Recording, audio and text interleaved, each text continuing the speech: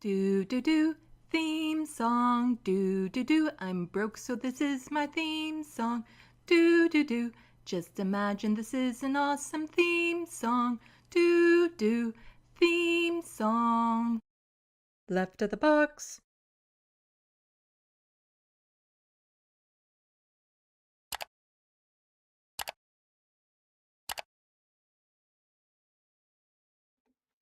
Hello, welcome to Left of the Box. Bonjour, bienvenue. I'm Sandy. Welcome, welcome, welcome everyone on this Sunday evening-ish. Oh, we got Monope in the Sandbox. Hello. I was hoping a few more people might be showing up right now because I put a lot of work into these streams. And so far I'm seeing like 2 people in and one of them will be me. So, I don't know. It is what it is. It's the grind of doing live streams, especially picking a time when nobody else regularly live streams, which is kind of the point, but also nobody's usually around watching live streams on a Sunday evening, especially when it's a beautiful day like this. Not that all the people who watch my channel are in places where there's currently beautiful weather, but there's currently beautiful weather here.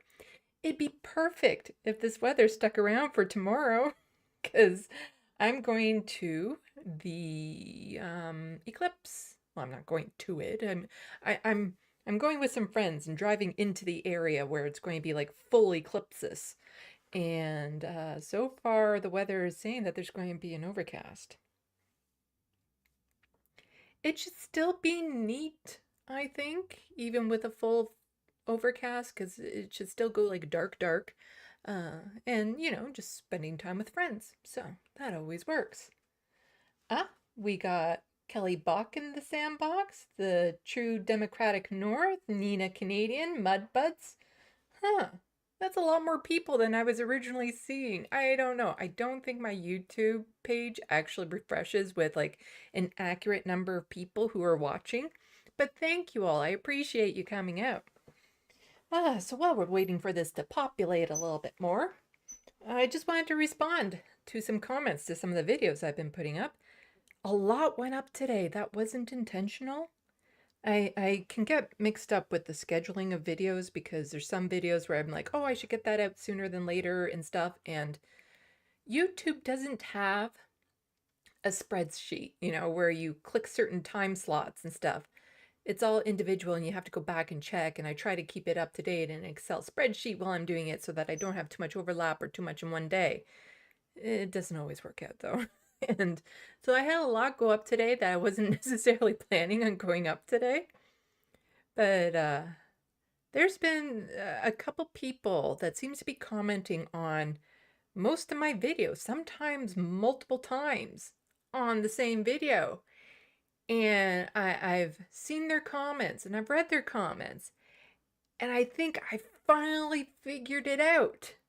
They don't like me. It's been taking me a while to figure out, it's like, are these directed towards me or something in the video? Because there's often timestamps with them. So usually when there's a timestamp, you're referring to something in the video and stuff. And I'm just like, I have no idea if this is a me, like, are they directing it to me or is it just a general statement or what's the intention behind it? But I'm fairly certain that one of them is trying to troll me. Thank you for doing that all the time, because it helps the algorithms. And I really don't care. It's like somebody trying to get my attention or something. And it's the same like in real life. If people flirt with me, I have no clue that's happening. So if people troll me online, it might take me a while to figure out that's what they're trying to do. Which is okay. I also, if you haven't seen it yet, go and check it out. I recommend you watch the whole video just for the sake of the algorithms, but if not, just skip to the end of the one that I posted where I was talking to Jeff about being non-binary, my little journey that I went on to get there, because at the end of it, I actually do the thing I was telling him about in the video where I use my video editing program and I lower the pitch of my voice so it has like a kind of a representation of what my voice would sound like if I were a man. And I think it's really cool. And there's been a lot of people who've commented on that one. I have thought of using testosterone or seeing if I could get that. However, like not just for the voice, but also I want to build muscle. However, as much as it would help the muscle and stuff, I don't want to keep a deeper male voice. It's just something that I kind of want to go in and out of, you know. The majority of the time, I'm fine presenting female. I'm fine with my voice the way it is. I've gotten quite used to it doing these videos and listening to myself. So I don't want to go on something like testosterone where it would like permanently, well, as long as I'm taking it anyway, lower my voice. So I'm going to start looking online to see if I can do tutorials and stuff to see if there's ways of just naturally lowering my voice with practice and voice training and all that sort of stuff. Because there are times when I would just like to be more masculine, present more of my masculine side, because I'm accepted for my female side. Like, people look at me and they see female. I present female. But there are times when I would like people to be able to see the masculine side of me, and that's kind of difficult to do with the way my voice is, the way I look.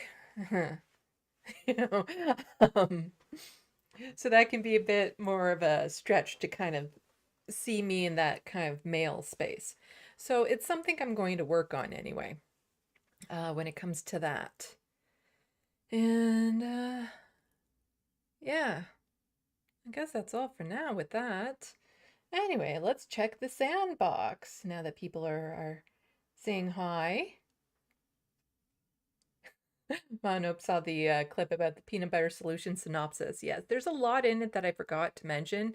Oh, and there was this part in The Last Unicorn that I'm like, oh, I so forgot to mention it, but it would have. Jeff was already freaked out enough about that movie, but this little part of it would have been so much more.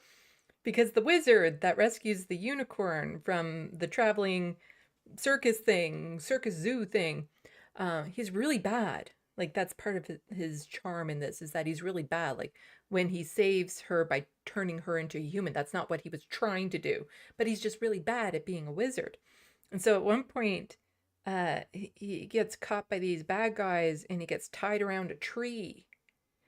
And he's like tied so his hands are like hugging the tree. And he tries to cast a spell to make the rope go away, but instead he turns the tree into it gives the tree really big boobies and a female voice, and she wants to smother him with her boobs. Child's movie. This is a child's movie. And he almost gets smothered by her boobs before the unicorn comes and saves him. Child movie. It was a movie for children. Oh, that was really bad. I like that movie. I loved that movie growing up. It's just every time it was on TV, I had to watch it. And getting the anniversary DVD of it, it's like, wow, that was wild watching that after so many years of not seeing it. But I do like unicorns. It's a thing. Let's see.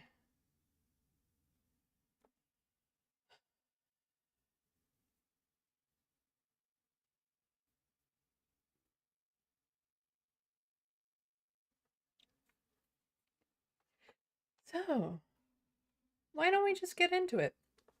I have a lot to cover, as in I've tried to cut back in the amount that I'm trying to cover every time I do a live stream so that it's easier on me when it comes to clipping them for future segments on my channel and stuff. And I really do want to be keeping these to more around 2 hours as opposed to the 3 hours that it's now seemed to be standard getting around.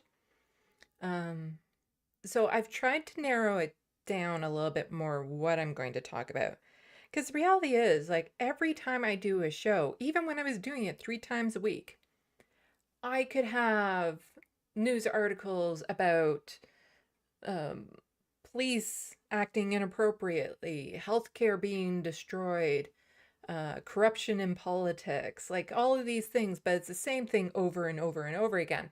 So I'm trying to change it up a bit so that I'm not constantly covering healthcare news because it's bad. It's really bad and all that sort of stuff. So I'm trying to add a little bit more variety, but it's still a Canadian connection here. I like to keep it Canadian on this channel.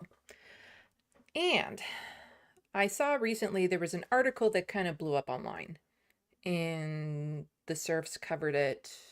I think the Majority Report touched on it, and I'll show you the article.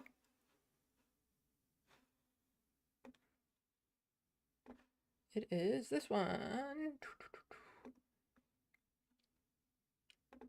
There we go. Lavender, the AI machine directing Israel's bombing spree in Gaza. So I'm not going to go over this very long, detailed article, and I will remember to put it in the description box after I'm done this, so people can read through it on your own time. And I do recommend that you read through it. It's pretty disturbing, talking about how they use AI, artificial intelligence, to target individuals while they're in their homes, as it says right here, usually at night with their whole families were present, rather than during the course of military activity, according to the sources. And this was because what they regarded as intelligence standpoint, it was easier to locate the individuals in their private houses. Additional automated systems, including one called Where's Daddy, also revealed here for the first time, were used specifically to track the targeted individuals and carry out bombings when they had entered their families' residences. So, targeting the family of people that they suspect might be part of Hamas. And it's just suspect because, as this article goes into detail about, there's really the only thing the human does on the other end of it is check to make sure it's male. That the person the AI system is targeting is a man. Other than that, they don't really do anything. They don't bother checking to see if this person has any actual connections to Hamas. And the casualties, that the collateral damage that is acceptable for them for a low-ranking Hamas official is 20 people, 20 innocent people.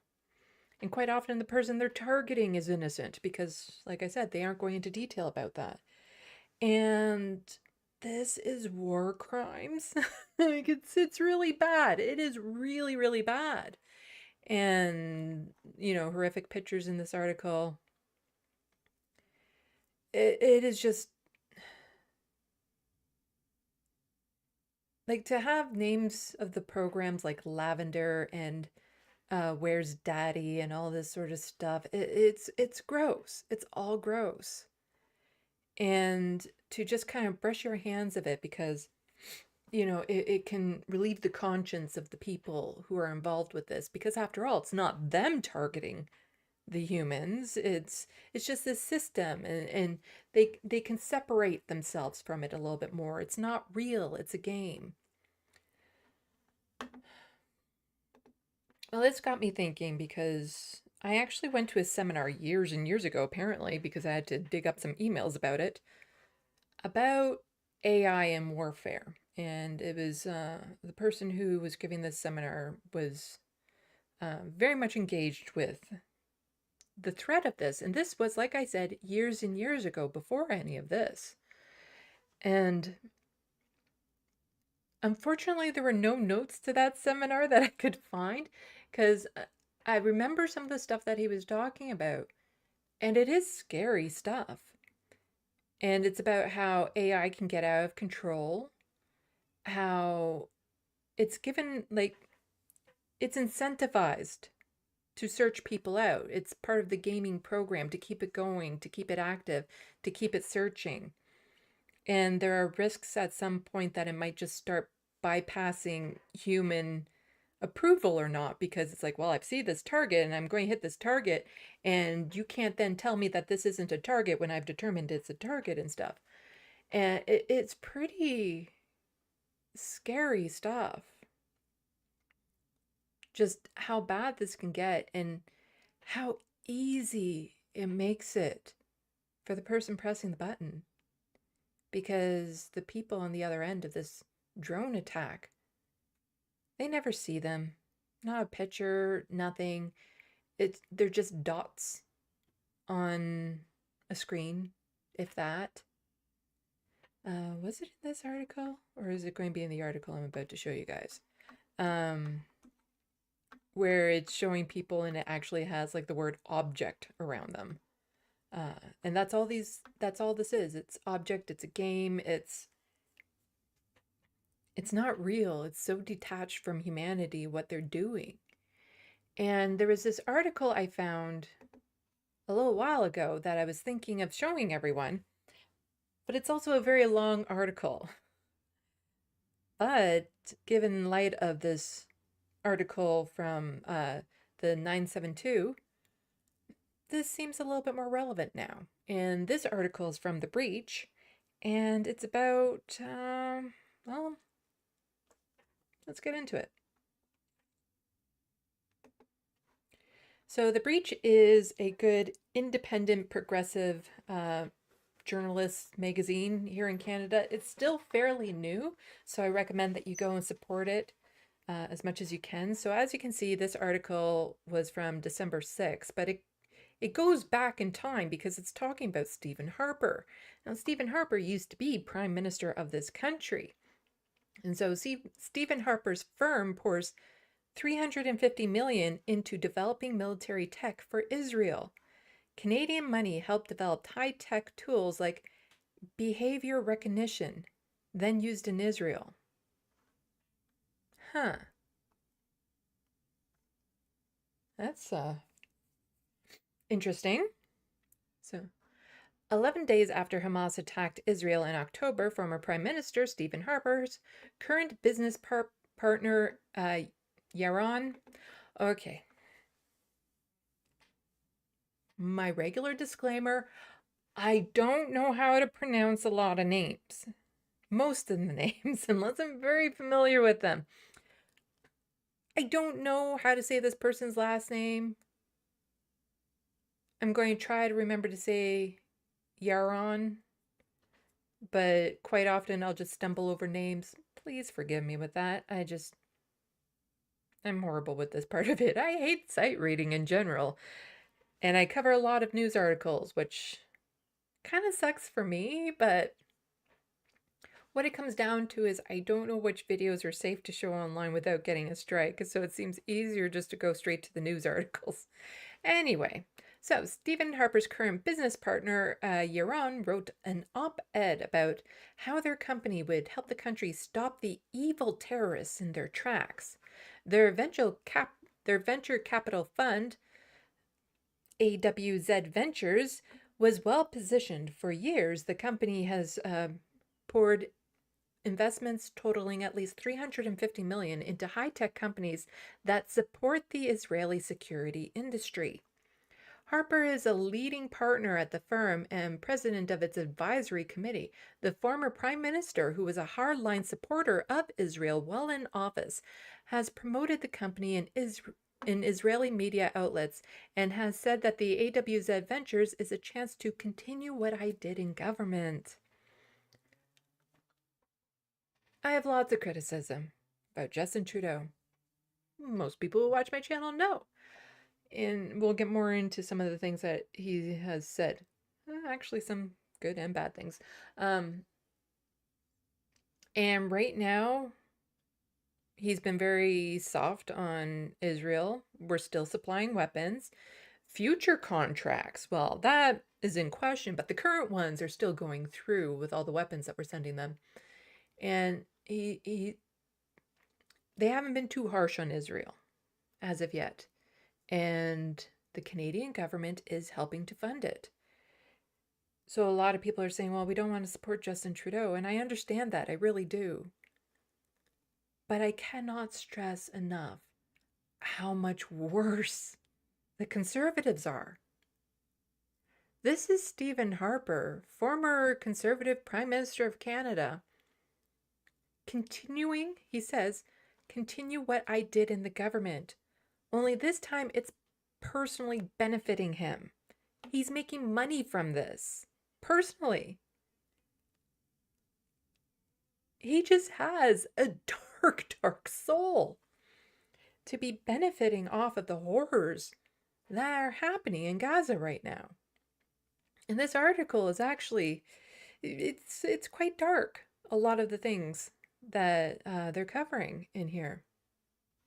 So in 2021, AWZ launched a startup accelerator in Tel Aviv that partners with the Israeli Ministry of Defense Research and Development Wing and other Israeli agencies, including intelligence agency Mossad, security agency Shin Bet, and the Israel Defense Force, IDF, Elite Cyber Intelligence Unit.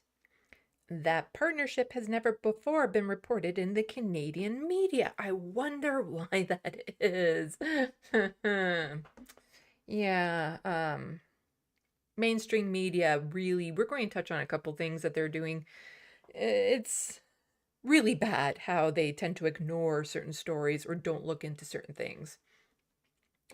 The breach can also reveal new details about 3 companies funded by AWZ that are helping Israel's post-October 7th actions, as well as 6 more that have done business with Israeli governments in recent years. My involvement in the business is to look for profitable opportunities, but we're doing this in the context of promoting the same values I had when I was Prime Minister, Harper said about the fund in 2019. We're not interested in values of a surveillance state. I don't understand what they mean by that, because he's definitely interested in the values of the surveillance state. That's what he's making money off of. But yeah, just think if Stephen Harper was in power right now, everything that I'm about to read is what he would want our government to be a lot more active in. This is what he believes. I can't stress enough how much worse the conservatives are when it comes to what's happening over there. But companies the fund is invested in produce a range of sophisticated spy tools and other cutting-edge technologies like facial and behavioral recognition software. One of the companies sells an artificial intelligence AI program used in a dozen Israeli municipalities that deploys surveillance footage to identify people gathering, throwing stones, or wearing hoodies. Well, Yaron, a founder of the managing partner of AWZ, says these technologies help the righteous side of the world. Critics say they allow investors to profit off Israel's repression of Palestinians and its illegal occupation of Palestinian lands. So I just want to backtrack to this paragraph here.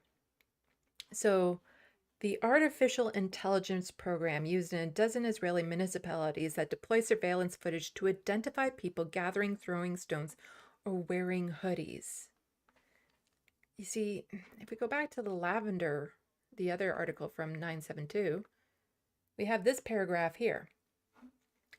Lavender learns to identify characteristics of known Hamas and PIJ operatives whose information was fed to the machine as training data, and then to locate the same characteristics, also called features, among the general population, the sources explained. An individual found to have several different incriminating features will reach a high rating and thus automatically becomes a potential target for assassination. You mean people that might go to gatherings, who might throw stones, who might be wearing hoodies? Again, former Canadian Prime Minister is involved with this.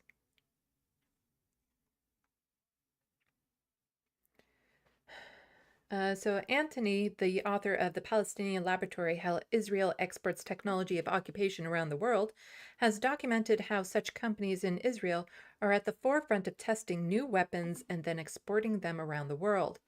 Canadians should be outraged. I am. Do not want this country to have any involvement in this. Like, just none. Our media isn't doing their job if the general population doesn't know that this is happening. So Canadians should be outraged, said Simon Black, an organizer with the Labour Against the Arms Trade. Canadian capital is complicit in Israeli apartheid and occupation. AWZ companies have long done business with Israeli security agencies. The breach identified 6 AWZ companies with relation to the Israeli state, including one that has sold software to the Ministry of Defense. Octopus Systems, because again, they just like their cutesy little names, Octopus, Lavender, Where's Daddy? Like, it's not a James Bond novel. Like, seriously. Also, there's some symbolism around that could be a little sus. Anyway, so Octopus Systems, a software company, received $5.25 million in funding from AWZ. Yaron has said that the platform, which can integrate multiple technologies, including facial recognition, is used by security and intelligence agencies in Israel. Octopus's website says the Ministry of Defense uses its platform to manage the multimedia at the Central Command. In May 2023, another company called Elsight, which was founded by AWZ, announced that it would sell drone communications technologies to the Israeli police to be used by Border Patrol and SWAT units. The company said it also expected details with the Ministry of National Security, the National Prison Authority, the National Fire and Rescue Authority, and Police Special Forces. Behavioral recognition software made by an AWZ company called Visites is also in use in 12 Israeli cities, including Jerusalem. This technology uses surveillance camera to identify real-time fights, people gathering in crowds or throwing objects, unattended bags, as well as people wearing hoodies. Ooh, so sketchy, that behavior, wearing hoodies. Israel's Ministry of Public Security has helped market Visite's futuristic technology to municipalities. The most successful ventures that AWZ has invested in the cybersecurity company, Pantera, which was valued at $1 billion in 2022. It was founded by a former head of the IDF cyber warfare group, and its product is used at 10 government departments, according to the Israeli media outlet Israel. This one, that media outlet right there. There's another part, so we'll skip past. This is a long article, so there were certain parts in here that I wanted to get to.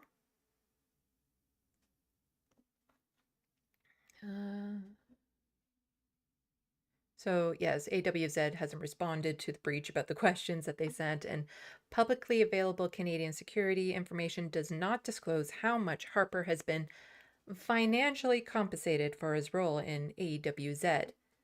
Given the numbers being thrown around, I'm suspecting it's more than a lot.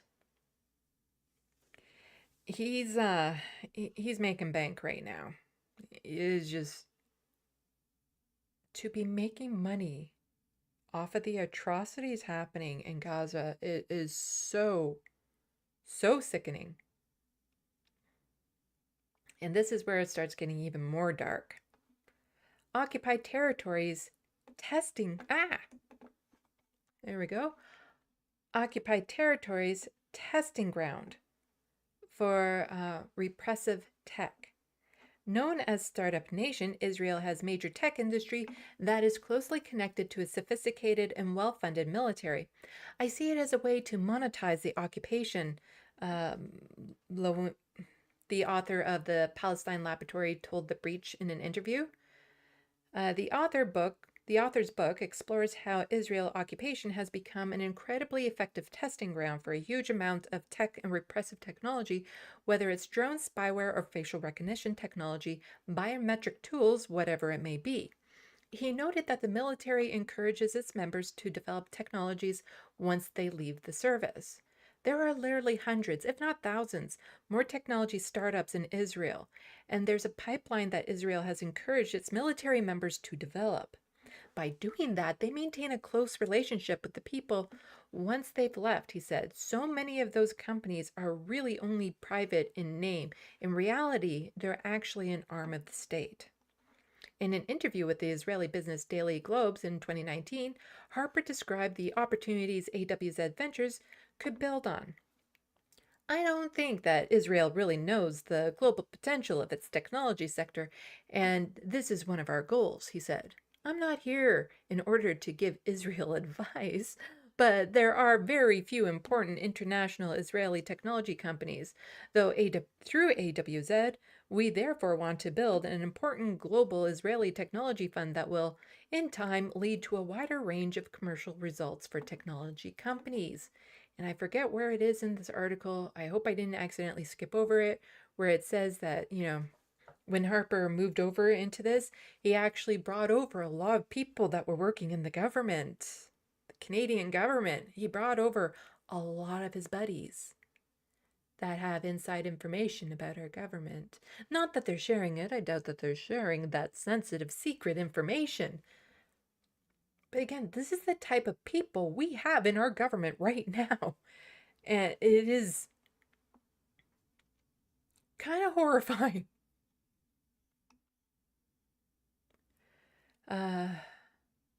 The author argued the Israeli bombardment of Gaza, which has killed, it's now probably close to 40,000. This, again, was just in the early December when this article was released, has allowed the military to test weapons for an audience of international buyers.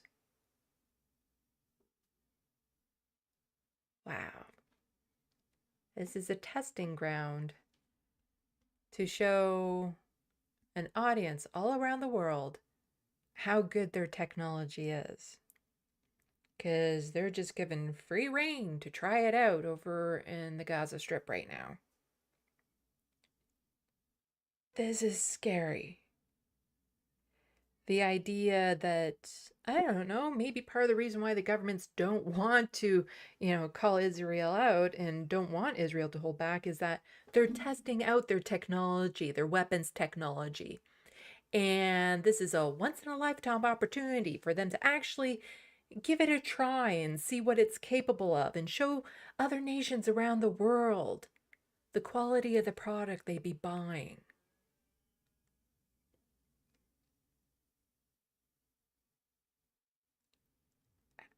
How do people sleep at night when they do this sort of thing?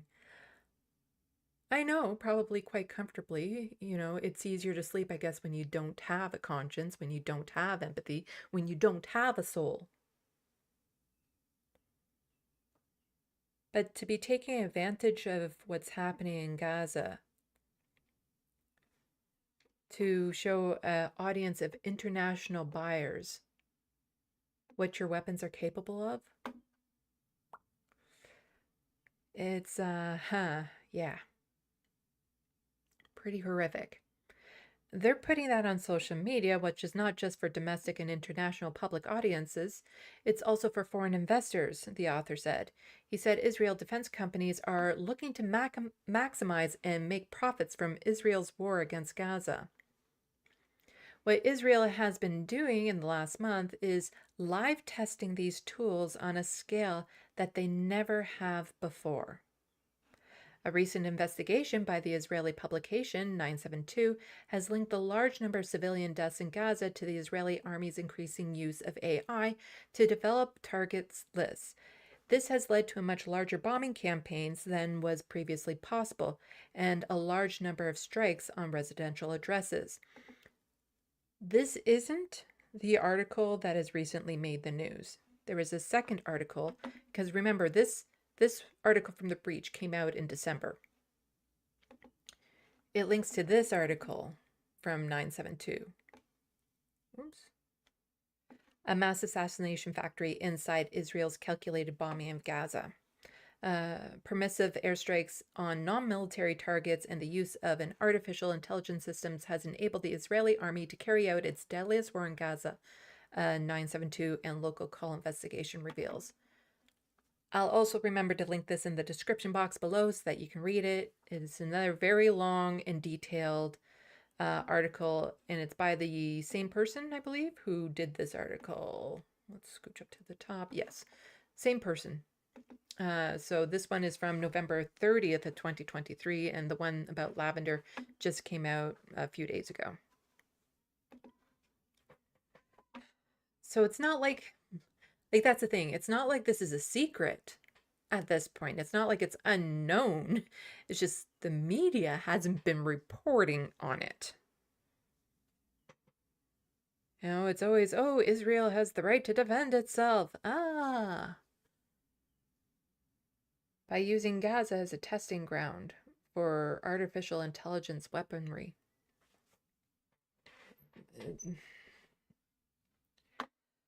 The use of AI has let Israel create a mass assassination factory, one former Israeli intelligence officer told 972. The author also said that Israel's defense sector is one of the most secretive in the world, so it would be difficult to determine whether AWZ companies are involved in the killings of Palestinians in Gaza. So I just want to be clear here. There is no proof that Stephen Harper directly benefits from the horrors going on in Gaza right now. There is no actual proof of it.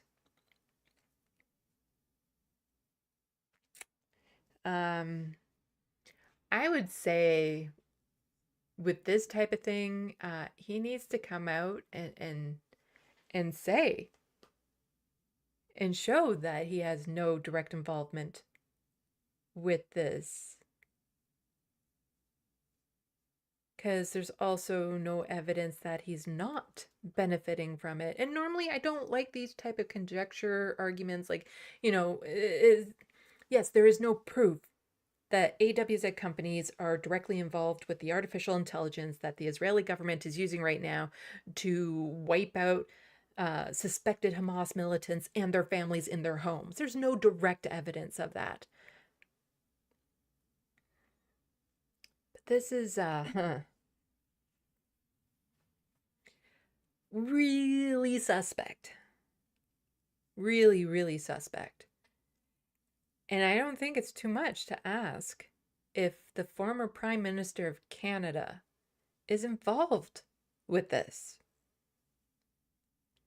Because he still, once a conservative leaves power, it's not like he really leaves the party unless something horrible happened and there was a big falling out. He still has his connection within the government. He still has his influence within the party. This is the type of person that's potentially in there?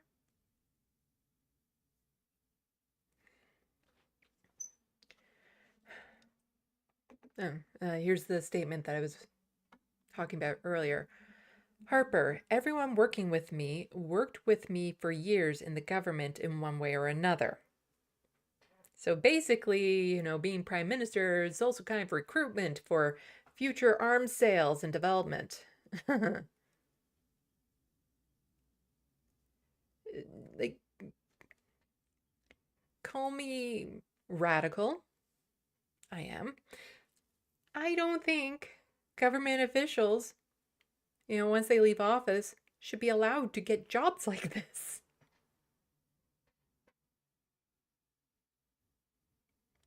I just, this,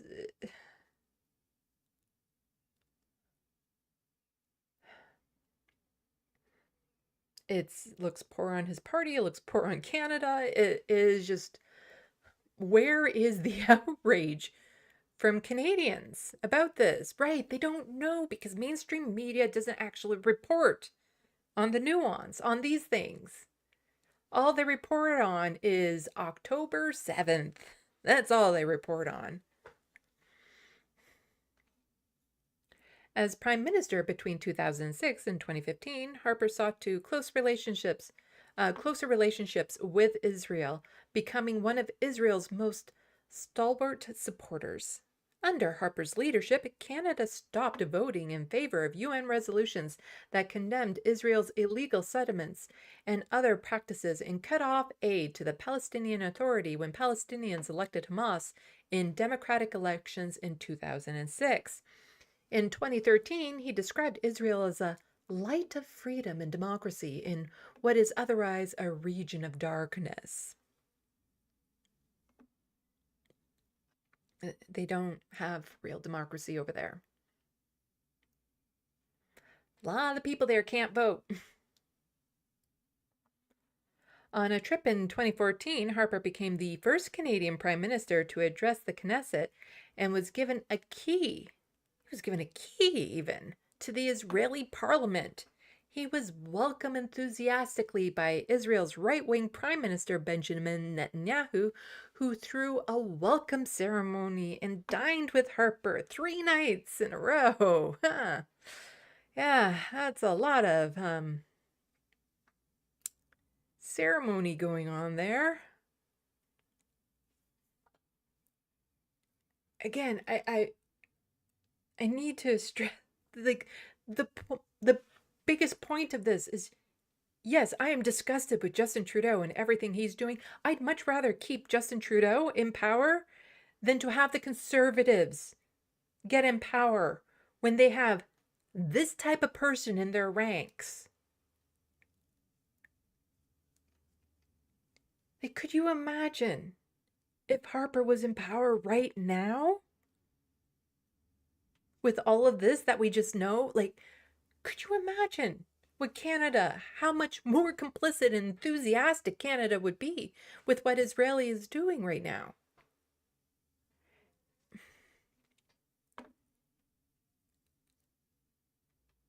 The Conservatives are exponentially worse than the Liberals when it comes to this issue. After leaving office, he kept up relations, making a video for conservative online content generator PragerU praising Israel. Actually, I kind of want to see that. I wasn't thinking of that. If I click there, do I get that?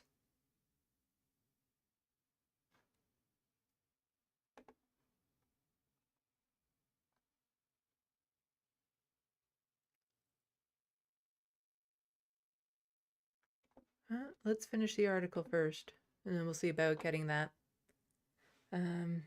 Or if I go over here off screen and go to YouTube and go PragerU. Ah.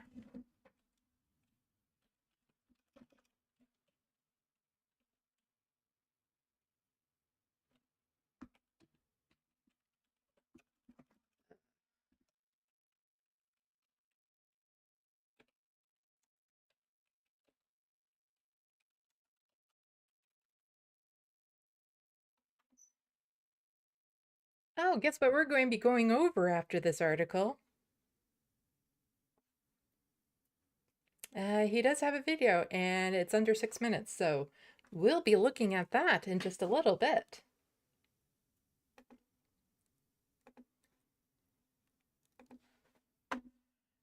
So let's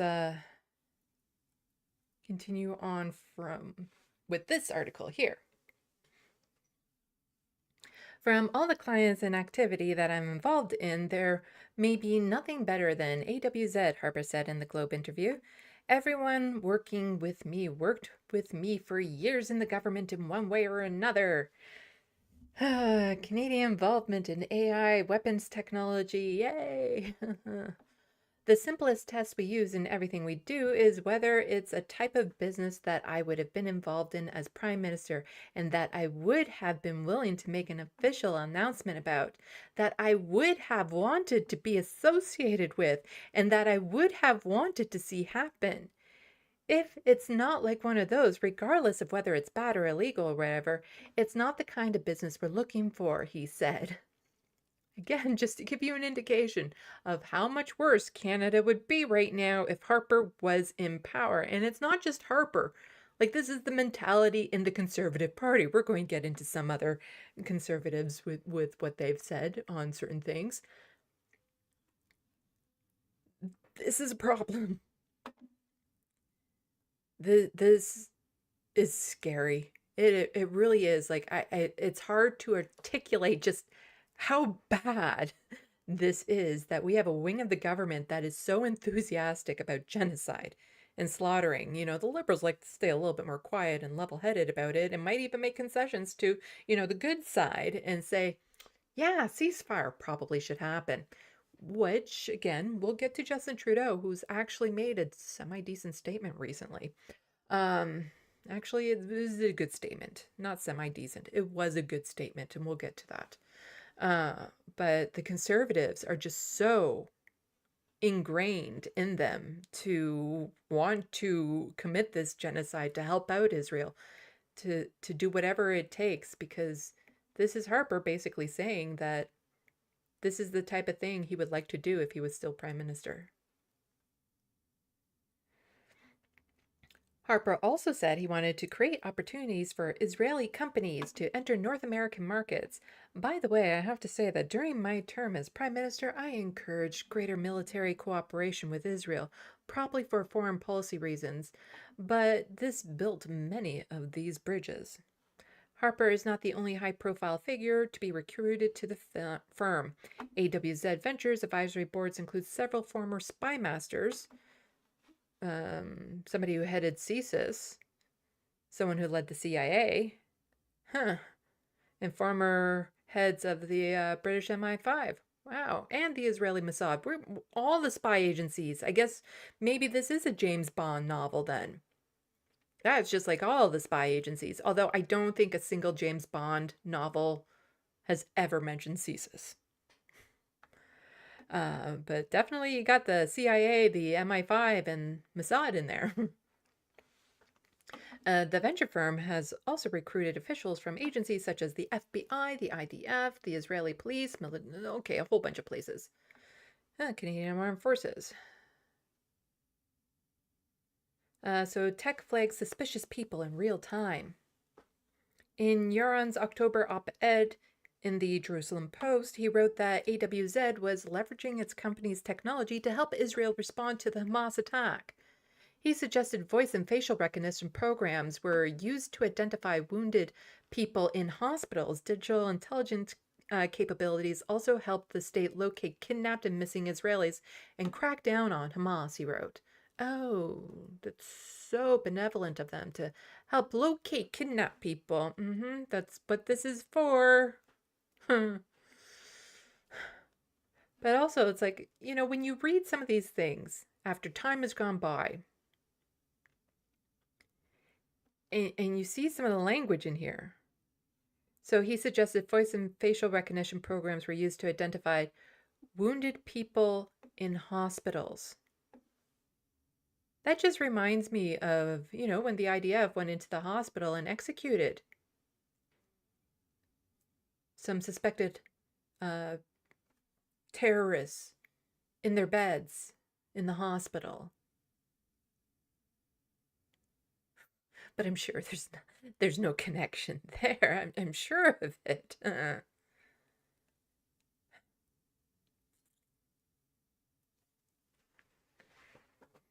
What's that word when there's evidence, but it's not like it's not real evidence. It's just a whole bunch of happenstances.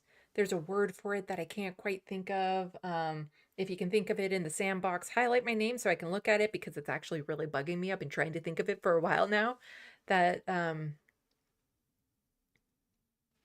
it's not speculative evidence, but when you have like happenstances all over the place, then it becomes really suspicious. A post on AW's LinkedIn page, woo, getting fancy with that LinkedIn, identified 3 AWZ companies that were involved in this work. CoreSight AI offered its facial recognition products to hospital for free. Its vice presidents told Forbes families sent in photos of their missing loved ones, and tech companies compared the photos to patients. Circumstantial. Thank you, MIDI doctors. That is the word that I was looking for. There's a lot of circumstantial evidence going on here of possible connections of, former Prime Minister of Canada being involved with the horrific AI technology that has been slaughtering suspected Hamas people and their families. And you really got to emphasize the suspected, because they're not exactly taking the time to prove that they're part of Hamas before they slaughter them. Yeah. The company, which has received USD 5 million from AWS, claims its technology can identify people even if they're wearing a mask. Great. That's not disconcerting at all, even if they're wearing a mask. So no excuse with COVID and people, masking up to prevent disease. The system will still find you. The spokesperson has also said this technology deployed by police units around the world, including Israel. One of the company's partner firms, Core Sound AI was also mentioned in the LinkedIn post. LinkedIn, that's just so quaint to have LinkedIn included in something this horrific. The company said it can only verify voices, but also use voices to identify the age, ethnicity, and biogender of the speaker and even estimate what they look like. Where has that ever gone wrong before? Actually, I did a story about this sort of thing a while ago with the Edmonton police trying to use DNA and genetics to make a profile of a suspect in a sex assault case. Not surprising, the person they picked was black. And that's pretty much the only thing the DNA profile could tell you. So it just made every black man a suspect, pretty much. I went into detail in a video from a while ago. But, you know, when you have things like this, so much can go wrong because facial recognition is biased. And then do you just, again, rely on the technology like they're doing right now with the IDF, where they're just checking to make sure that they're male, but then rely on the AI to figure out the rest? So many mistakes, so many misidentifications. Like they do this in the States right now too with some sort of facial recognition things where it's totally misidentifying certain people, especially certain people of certain skin tones. And so to target somebody based on AI that could be faulty, because there's no appeal after you've killed the person. You don't then get to go back and say, oops, our bad. This is why Canada doesn't have the death penalty anymore. The reason why the United States shouldn't is because of all the innocent people that end up getting executed. How many innocent people will these systems accidentally identify?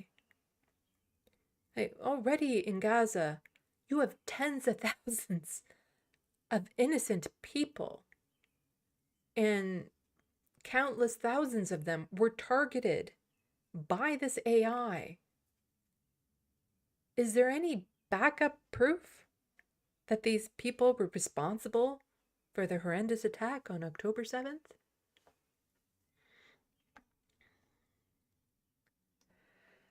The third company that AWZ is helping the Israeli efforts is Ultra Information Solutions, which markets open source intelligent tools for use in airports and large public events.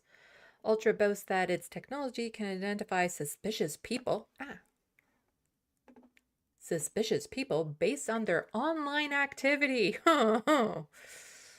and flag their presence in real time. Its website once claimed the company had insights on every person, company, or event.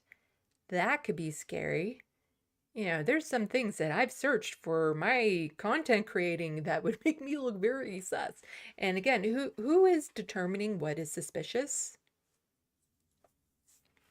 You know, what kind of protesters? Am I a radical left-winger that needs to be scrutinized? But I've done some kind of sketchy online searches looking for information for my YouTube shows. I made the joke the other day, not too long ago, when I was looking for a certain video from Judy Gold about the stand-up comedy show, that I was joking. It's like, haha, the algorithms probably think I'm a raging Zionist right now. Like, how many people have very legitimate reasons why they might be looking up suspicious based on their online activities? Like, how many of it is actual legitimate research or curiosity or things totally not related to being a terrorist or being a bad person? And again, just this idea here, it's going to sound like a very weird connection, but in Canada, they want people to start putting in their government ID and faces, potentially, possibly, to access porn. Where do you think that information will go? It is To say we don't have any privacy is pretty mildly. We create the watch list that no one else has, a video the company's YouTube account says. The video shows people flagged for supporting anti-police violence, hooliganism, and anarchy. The company received tens of millions of American dollars from AWZ, its website said. Facial recognition's in the hand of every soldier. What could go wrong there?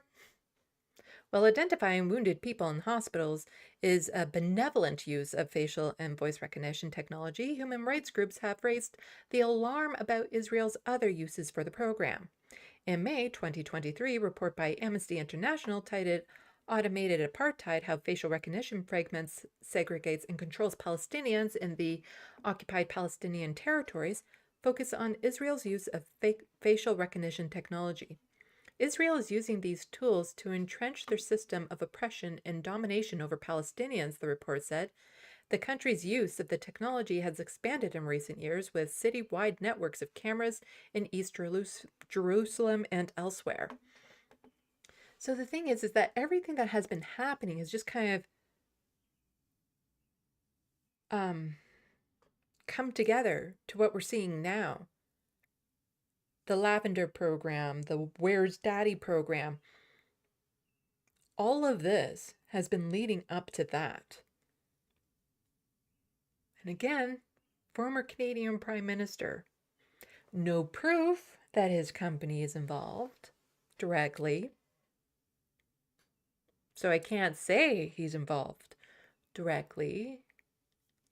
There's also no proof that he isn't, and there's a lot of circumstantial evidence going on. Because again, this article was released a while before the new article, the Lavender article.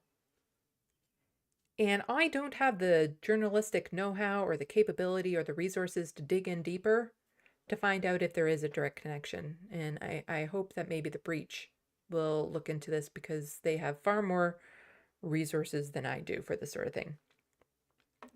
Amnesty International documented that young Palestinian activists have said Israel soldiers at checkpoints scan their face with their phones and suddenly their behavior towards us changes because they see all the information. It's in the hands of every soldier in their mobile phones. Like, just imagine, this technology won't stay in the hands of the Israeli soldiers. Imagine the American police forces with this in their hands. Every time they pull somebody over, they use their phone to do a quick scan of their face to see if they're, accused of anything else or if they've had any other violations or, a way to prejudge how they should act towards this person. Like they weren't doing that enough already. But just think, suddenly, oh, well, this was just a person, but now I see that they have a record for this, this, and this. Well, now they're a bad person, and the way that I'm going to treat them, my behavior towards them is drastically going to change depending on this new information as opposed to just, reading the situation for what it is in the moment. The report said Amnesty could not state with certainty which companies provide the technology to Israel. And this is where that picture I was talking about with all these faces and Object 54, Object 394. That's all our faces would become to them, are objects to be cataloged. So a complex web of companies. I don't think I need to go through all of this. It's just talking about the individual companies that AWZ has a complex structure with over a dozen federally registered corporations in Canada and over 30 incorporated in Ontario with names that suggest a connection to AWZ Ventures. Other companies with the AWZ name are registered in Israel and the United States. So I'll link this below, but it's just saying how much money are going to these different corporations that from AWZ potentially and all that sort of stuff. So Israel's sales to Arab countries ramp up. AWZ and its companies have also benefited from agreements strengthening ties between Israel and Arab countries that was brokered by former U.S. President Donald Trump. Signed in the 2020, the Abraham Accords were an agreement that saw the United Arab Emirates, UAE, and 3 other Arab countries officially recognize Israel, which they had historically refused to do due to the occupation of Palestinian territories. In exchange, these countries were given a greater access to the Israeli defense exports. Think that was the author, pointed out that after the deals were signed, Israel exported a record $12.5 billion in defense goods in 2022, a quarter of which went to countries that signed the accords. Yeah. So many people in the media, so many right-wingers saying, why don't the other Arab countries take in the Palestinians? Because, it's all monolith, apparently. Remember what it said earlier about testing ground? Like Israel was maybe just looking for an excuse to see what these weapons were capable of. And October 7th became a really good excuse for it.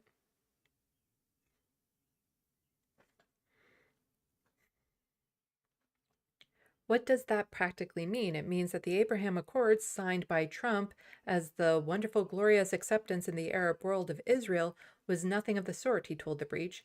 It was an arms deal. In 2021, an AWZ press release mentioned in passing that the company had business development office in UAE. A month later, CBC News published a report raising concerns about the company's potential involvement in selling cyber surveillance technologies to the country, which has a history of human rights abuses. Because again, what could possibly go wrong with a country like the UAE having this level of facial recognition and behavioral scanning modification and all that sort of stuff? Like, what could possibly go wrong? Let's see if there was anything else in here that I wanted to get to. I think, yeah, that's it. Or people should be worried about these kinds of technologies in general in terms of what they mean for our democratic rights to protest and to assemble. Now, there's something I wanted to be able to show everyone. There's this. And I remember this from that seminar that I went to about AI technology in warfare. And this is from a YouTube channel. Well, it's not just a channel. It's called Dust. And they have their own kind of studio. They release short movies. So this is like a movie, but it's just under 8 minutes long. And this was shown at the seminar. However, from what I've looked into, if I were to stream this for all of you so that we could go over it together, they would make one of these little bots here that they're talking about in here called a Slaughterbot. Dust would specifically make one to target me if I were to stream this for all of you right now. So I will remember to link this in the description box below. I gotta remember to start doing that before the live streams.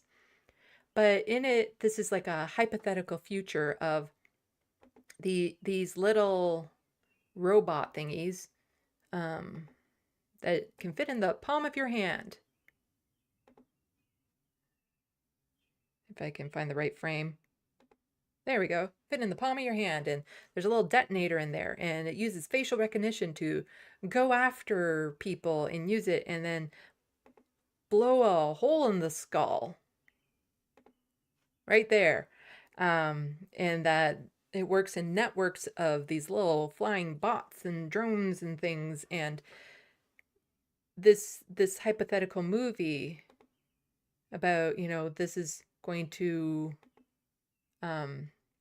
make the world a better place, but then weapons falling into the wrong hands, and this technology gets out of control, and other organizations get it to the point where it then targets students at a university who show political inclinations, and how you would fight back. And at the end of it actually is this person here who's giving a serious warning of where this technology can go.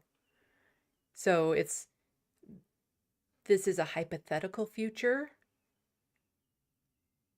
It's not sci-fi. Like, it's not so out there that it couldn't happen. Not to give people a complete and utter and complete horrible nightmares for the rest of your life. But this is, yeah, I'll link this. Unfortunately, like I said, we can't watch it. But it is it's a scary kind of future potentially. So I'll check some of the comments, and then there's that PragerU. Let's scooch this over here. Video that I want to show with Stephen Harper. I haven't seen it, but it's under 6 minutes, and I've seen other places stream PragerU stuff, so I'm sure it's fine for me to stream PragerU stuff, because in all my research, I didn't see another channel doing reaction videos to Dust movies, so I'm pretty sure I'm not allowed to. But I have seen reactions to, well, I've seen these PragerU videos on all the other leftist content creator shows, so I'm pretty sure we should be fine. So let's check the Sandbox. Welcome everyone who has since joined the Sandbox.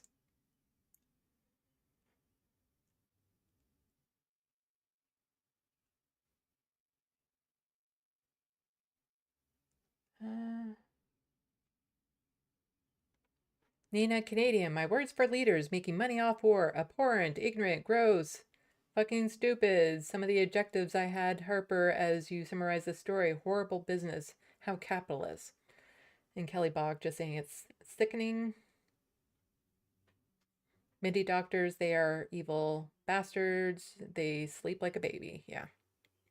I'm sure they sleep just fine. Like, that's so much easier to sleep when you have no soul.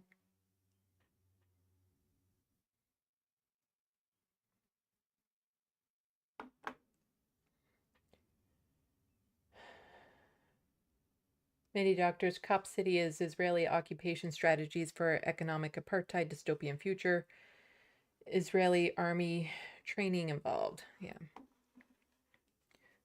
Let's go to this.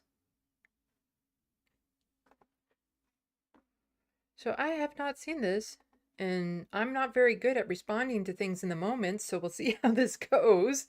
Because I'm not that good at debunking things in the moment, because I like to go over and look through things and whatnot, but we'll see. Did I have the other? There was another YouTube video that I wanted up here.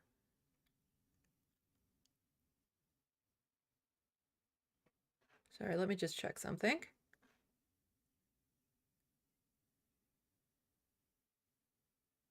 Oh, we skipped it right over it. Okay, those are at the beginning. Okay, we'll get to those in just a moment. So let's see what this PragerU.com has to say. When I was the Prime Minister of Canada, I was often asked this question: why do you support Israel? My response, in effect, was always the same. Why wouldn't I support Israel? Why wouldn't I support a fellow democratic nation where open elections, free speech, and religious tolerance are the everyday norm? Okay, I can see your problem right there. It's not that democratic. They aren't accepting of other religions there. That's kind of the Zionist thing. That's yeah, that's a little off right there, right at the beginning. I can debunk that. That's not right. That's not what Israel is. Not the Zionist state of Israel, anyway. Why wouldn't I support a country with a vibrant free press and an independent judiciary? Oh, and they're just about to try to make sure that Al Jazeera can't broadcast there anymore because they don't like the news that Al Jazeera is showing people in Israel. Why wouldn't I support a valuable trading partner and a wellspring of amazing technological innovation? Oh, like AI technologies that he might be involved with. Why wouldn't I support our most critical ally in the Middle East and in the international struggle against terrorism? In a rational world, in a world where simple common sense prevailed, the question, why do you support Israel, would be like asking, why do you support Australia or Canada? But we don't live in that rational common sense world. So the case for Israel has to be made over and over. I, for one, am happy to make it.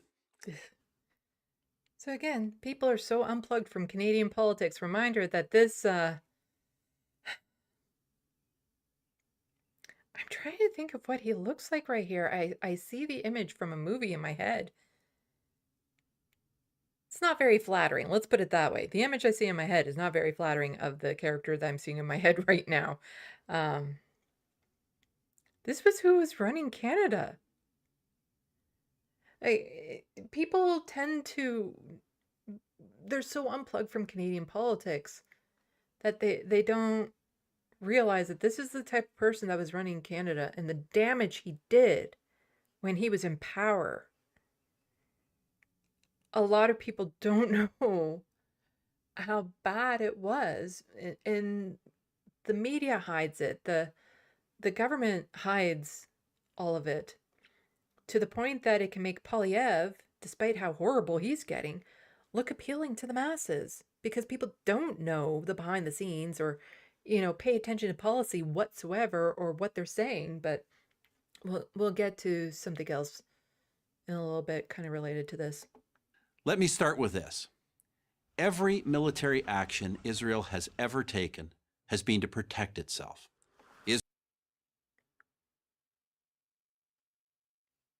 No, it has not. No.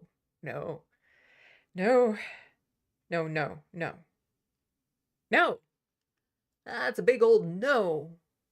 No. Israel is not an aggressor state. It's, cross out that word, cross out this word, and then you've got it. They are the aggressor state. They're the ones occupying territories in the West Bank and in Gaza. They're the ones doing that. They are the occupiers. The Palestinians aren't the occupiers. It's the Palestinians that were in an open-air prison, which has now been reduced to rubble.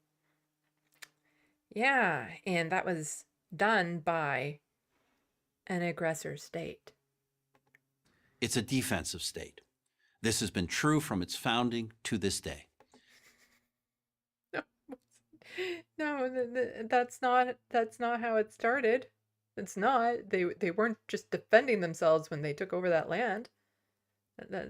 Yeah. As a fledgling nation in 1948, Israel was immediately attacked by its Arab neighbors. Their goal was not to contain the tiny new country. It was to annihilate it. No nation came to Israel's aid. Not the United States, not my country, Canada, not the United Kingdom. No one. They all thought Israel would lose. But okay, I will admit, I know very little about how this all started. I'm fairly confident it wasn't like that. Now, I know Canada didn't come to the aid of Jewish people during the Second World War. We were just as bad as the States as denying refugees to come into this country to, escape the death camps and stuff of that sort. I'm pretty sure Canada was A-okay with the formation of Israel, though.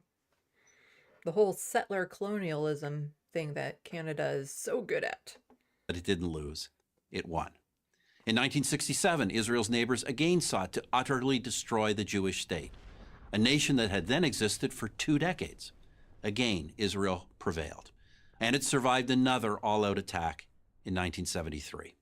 Those are the big wars, but I'm not sure there's been a single day in Israel's entire history when some act of terror has not been waged against it, inside or outside its borders. There have been David Dole shows it all the time on his channel when he's covering this. I don't have it available. When you look at the rate of how many people have been killed or injured, Israeli versus Palestinian, You know, Palestinians throw stones. They do toss bombs every now and then. They're not guided. They're not sophisticated. Israel has the Iron Dome, sophisticated weaponry that Canada, has sold them. So, we can't then claim that they were accidentally targeted, because then that would suggest that the weapons we sold them were defective. So all of the people that they've been targeting has been intentional. Um, these are lies. Two bloody waves of terror, so-called intifadas, in the late 1980s and the early 2000s, when Israelis were blown up on buses, at pizza parlors, and celebrating weddings. There have been incursions from terror groups like Hezbollah in Lebanon. There have been thousands of rocket attacks from Hamas in the Gaza Strip, even after Israel completely withdrew from that territory in 2005. In between the wars, Well, we withdrew from the territory we occupied, so you gotta cut us some slack. Come on. Between the terror, Israel has sought peace with its neighbors, and it has achieved peace treaties with Egypt and Jordan. For others, however, every Israeli gesture for peace is met with incitement and violence. I recount this. That's a lie, because there hasn't been gestures of peace from Israel. So they couldn't have been rejected if they were never on the table. History for one reason. Any nation that has endured what Israel has endured could easily have become a police state. But through it all, it is a police state. What are you talking? It is. Palestinians have to go through checkpoints after checkpoint after checkpoint. Like, it is a police state. They have conscription. You have to go into their military. It absolutely is a police state. Israel has never abandoned its commitment to the rule of law, to democracy, to tolerance. 1/5 of its citizens are Muslim. No, to tolerance, the democratic country over there that doesn't allow gay unions, that one? They're so tolerant over there, so long as... I'm just trying to think. So long as you're a Zionist and play within all the rules, then they're very tolerant of you. If you're anything other than that, then they're not very tolerant of you. Because they crack down on their protesters all the time, the people who are protesting the right-wing government. Yeah. Not everyone there has the same rights as everyone else. It's, yeah. Muslim. They enjoy the same rights as Jewish citizens. No, they don't. Also, 1/5, like, how many used to be? Like, what was the percentage before the land was forcefully taken from the Palestinians? I'm just saying. They occupy key positions in the nation's courts, press, and government, and they have their own parties representing them in the Knesset, Israel's parliament. To say that Muslims in Israel are the freest Muslims in the region is an understatement.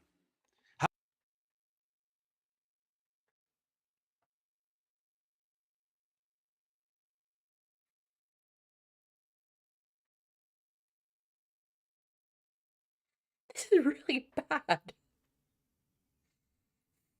Wow. That's Canadian whitewashing for you right there. That's the maple wash that I tell people about. It's just project. Wow. Wow. No.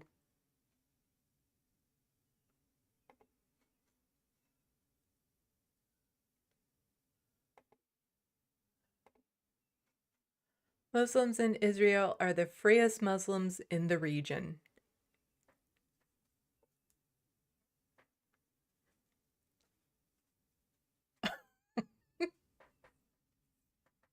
In the non-police state of Israel.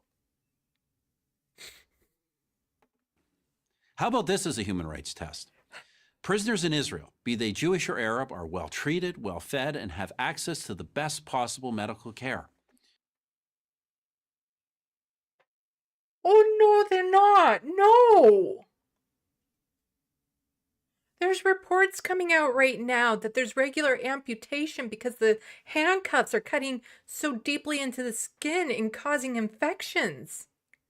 And that they keep people like that, like permanently keep people in those horrible conditions. Okay, I've been involved with Amnesty International. I know reports of what the conditions are like in the prisons for Palestinians. They're not being treated humanely. Wow. Like, I get that this video, it's 4 years old, and this report of the amputations is new, but Israel has been imprisoning Palestinians for years and years and years, decades, pretty much since the beginning, without cause. Innocent people in horrific conditions. Assault, sexual assault, torture.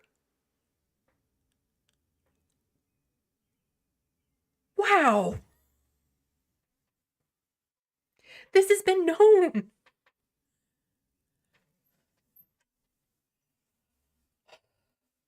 Parents and spouses of these prisoners know where they are and that they are safe. Who else in the region but Israel can make that claim? Through all the wars and all the terror, Israel has survived, and especially in the last 20 years, it has thrived. It's known as Startup Nation, and with good reason. Key components of your cell phone and your laptop were designed in Israel. A drug or a medical device that has saved your life or the life of a loved one may have been developed in Israel. Oh, remember all those COVID vaccinations that Israelis got, but they didn't give to the Palestinians? Yet there are leftist politicians, activists, artists, academics, and It's very right-wing government right now. Very right. Like, you can't brag about your couple leftist people in government when it's overall right-wing and they have no power. And a lot of the leftist protesters and stuff like that get squashed by the non-police state of Israel. college students who devote their lives to denouncing Israel, calling for boycotts, demanding it be cut off from academic and professional societies. Yeah, BDS goes over so well in there, I'm sure. People who try to promote BDS in Israel, I'm sure that goes over so well. Because, you know, in Canada and the United States, if you try to promote that, then you lose your job. You get shunned from society. I'm sure it's just as fair over in Israel if you go around trying to, you know, support BDS, boycott, divest, and sanction. It's, I'm sure in their non-police state, in their very humanitarian prisons, that they're treated just fine. Do they denounce the Palestinian leadership that hasn't held an election in well over a decade? Do they denounce the leadership of Hamas, who use women and children as human shields to protect their fighters? No, they denounce free, vibrant, democratic, innovative Israel. With all the brutal and violent They denounce their occupiers. regimes, not only in the Middle East, but around the world, how is one to explain singling out Israel for condemnation? Sadly, only one explanation fits: anti-Semitism. Do these haters of Israel question the legitimacy of any other democratic nation, of any nation? Like, I get it. This video is 4 years old. It hasn't aged well, but even back then, it wasn't well. Like, come on. Even back then, we knew that there's a difference between anti-Semitism and calling out the Israeli government. Those are two different things. For that matter. Of course, the answer is no. Somehow, they only manage to oppose the Jewish one. The state of Israel has now existed for 70 years. It is one of the freest, most prosperous, most successful nations on earth. Why do I support Israel? Why wouldn't I? Why wouldn't anyone? I'm Stephen Harper, 22nd Prime Minister of Canada for Prager University. Yeah. Thank you for watching this video. No. Don't thank me. Don't. No. Wow. He's a horrible person. Like, just, wow. Oh.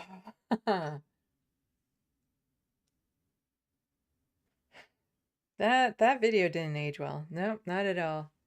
I'm not good at calling out things as we go along, but I think I think that one was pretty easy, actually.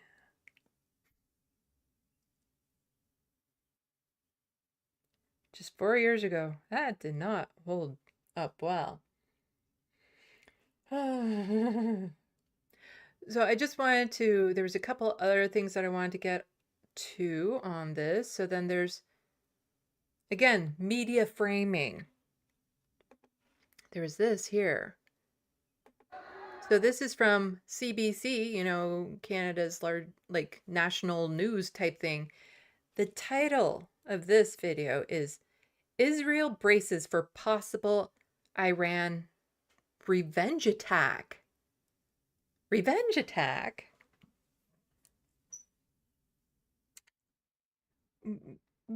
Why are you calling it revenge? Retaliation? Because Israel, you know, did some deadly airstrikes for Iran to hit back. That's not revenge. It's retaliation. Not unjustified. Quite honestly, I don't know how they've had so much restraint so far, considering what Donald Trump did to them in targeting one of their generals, Soleimani, I believe his name was. And this, they've actually shown a lot of restraint, but just to be like, oh, we hit them so hard, they might hit us back. We need to prepare for, you know, the finding out part of the fucking around. We need to prepare for that. Uh-huh. In Iran's capital, there were calls for revenge and a settling of scores with Israel over the military leaders killed earlier this week in Damascus, Syria.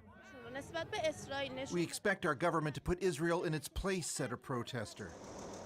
The 7 Iranians, among them 2 top generals, were in a diplomatic building when Israeli missiles annihilated the premises. Since October the 7th, Israel has accused Iran of coordinating attacks on Israel. The incident threatens to escalate. And we all know that, you know, when Israel says that somebody is guilty of being part of attacks and Hamas and stuff, that they're being 100% honest. Yeah, we know that by now, because there's never been anything to contradict that. What has essentially been a shadow war between the 2 countries into a full-blown one. Iranians are expecting retaliation. This professor in Tehran, who was Yeah. Israeli is expecting to find out after fucking around.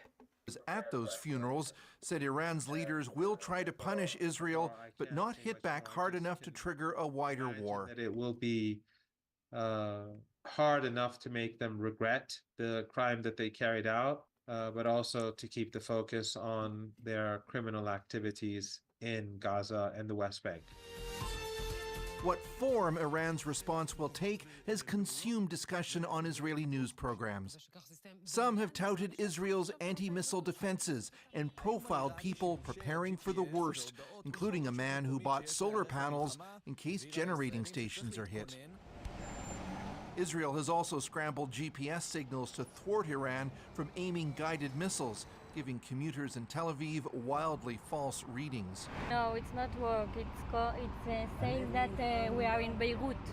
While Israel has not admitted responsibility for the Damascus strike, it has acknowledged hitting many Iranian-linked targets, such as Hezbollah and Lebanon, over the past 6 months. Israel's Prime Minister Benjamin Netanyahu is already Yeah, we just keep on fucking around and fucking around and fucking around. One of these days, we might find out, and we should probably prepare for that. Uh-huh.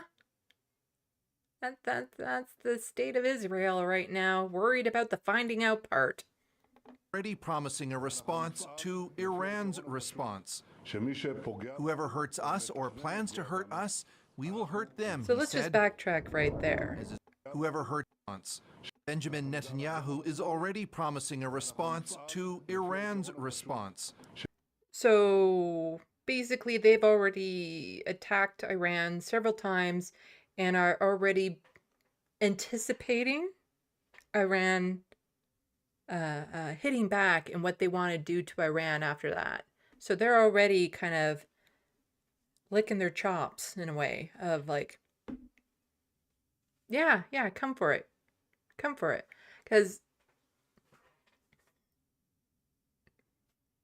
they're showing just how eager they are to escalate this. That they keep on hitting and keep on hitting and keep on hitting, and it's like, no, we're ready. We're ready for, you know, when we finally that one strike too many. We're ready for that. As opposed to, well, if we just stop hitting them, then we don't have to worry about the finding out part. Whoever hurts us or plans to hurt us, we will hurt them, he said. As Israelis play a grim guessing game.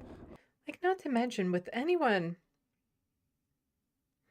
you know, you see what's happening to Gaza right now because Israel finally had the excuse that they wanted. Is there any reason for any other country in that area to think that won't happen to them if Israel could get their way, if they start an attack, that they won't keep it up to the extent that you're seeing in Gaza? Of what will come next. Chris Brown, CBC News, London.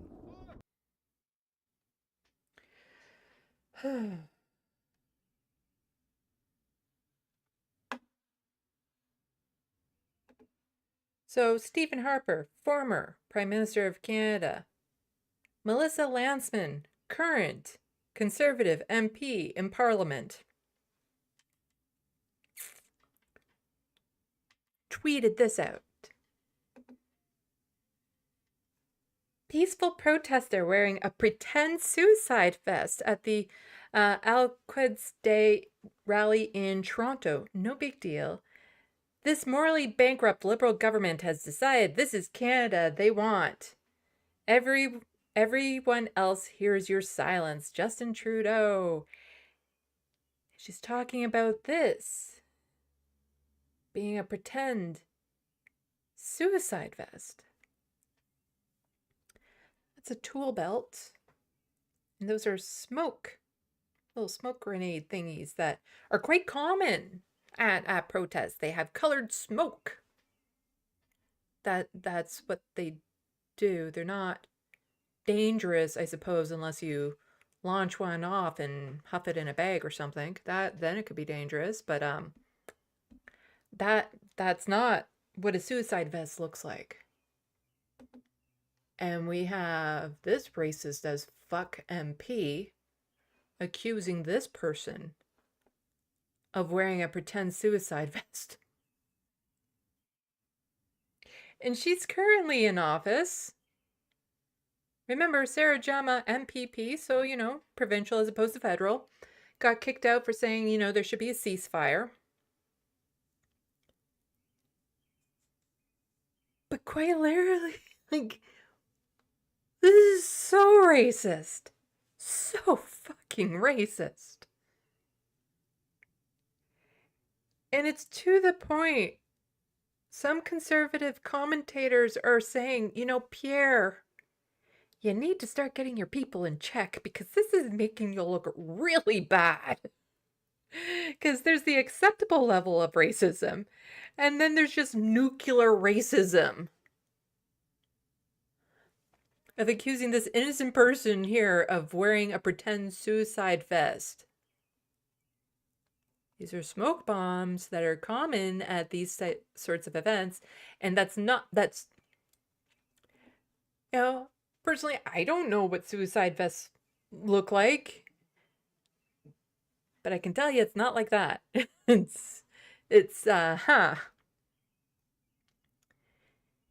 And some people say, you know, these are smoke canisters. You're deliberately exposing a Canadian who's done nothing to potentially targeted by your swarm of racists. Why do conservatives have to lie to make a point every single time? These are colored smoke canisters like these ones. Ooh, gender reveal parties. Yay.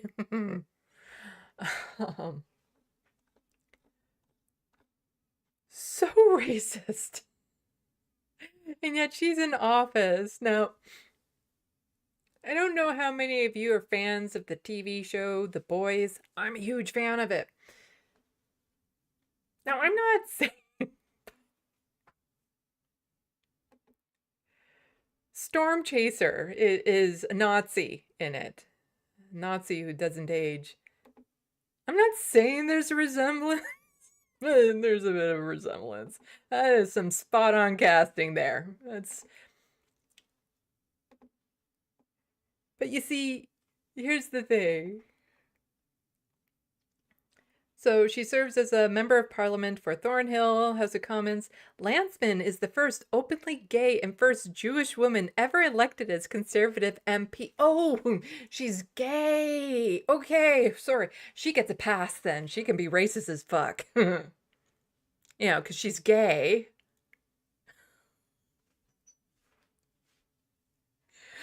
Wow.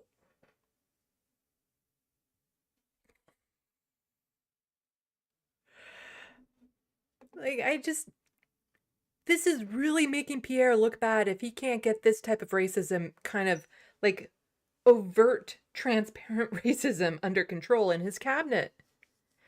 Because she's also been to other events, like right-wing, I featured one not too long ago. She goes to right-wing talking panel things. Horrible, horrible person here. And the thing is again, she's an MP. She's elected into office. That is federal level here in Canada. Member of Parliament. She represents, you know, Canada on the highest level. And she's tweeting this out. This is live. You know, this hasn't been taken down. There's not even a community note on it yet, which is sad. And because she's an MP, that has, you know, a certain sway. So already you have this right-wing dirty rag. I don't know. There's the Toronto Sun is about as right-wing as you can get. And with the whole conspiracy theories and things of that sort. And already, when protesters appear to wear suicide vests, it's a problem, and made a whole article about her calling this random person wearing a pretend suicide vest.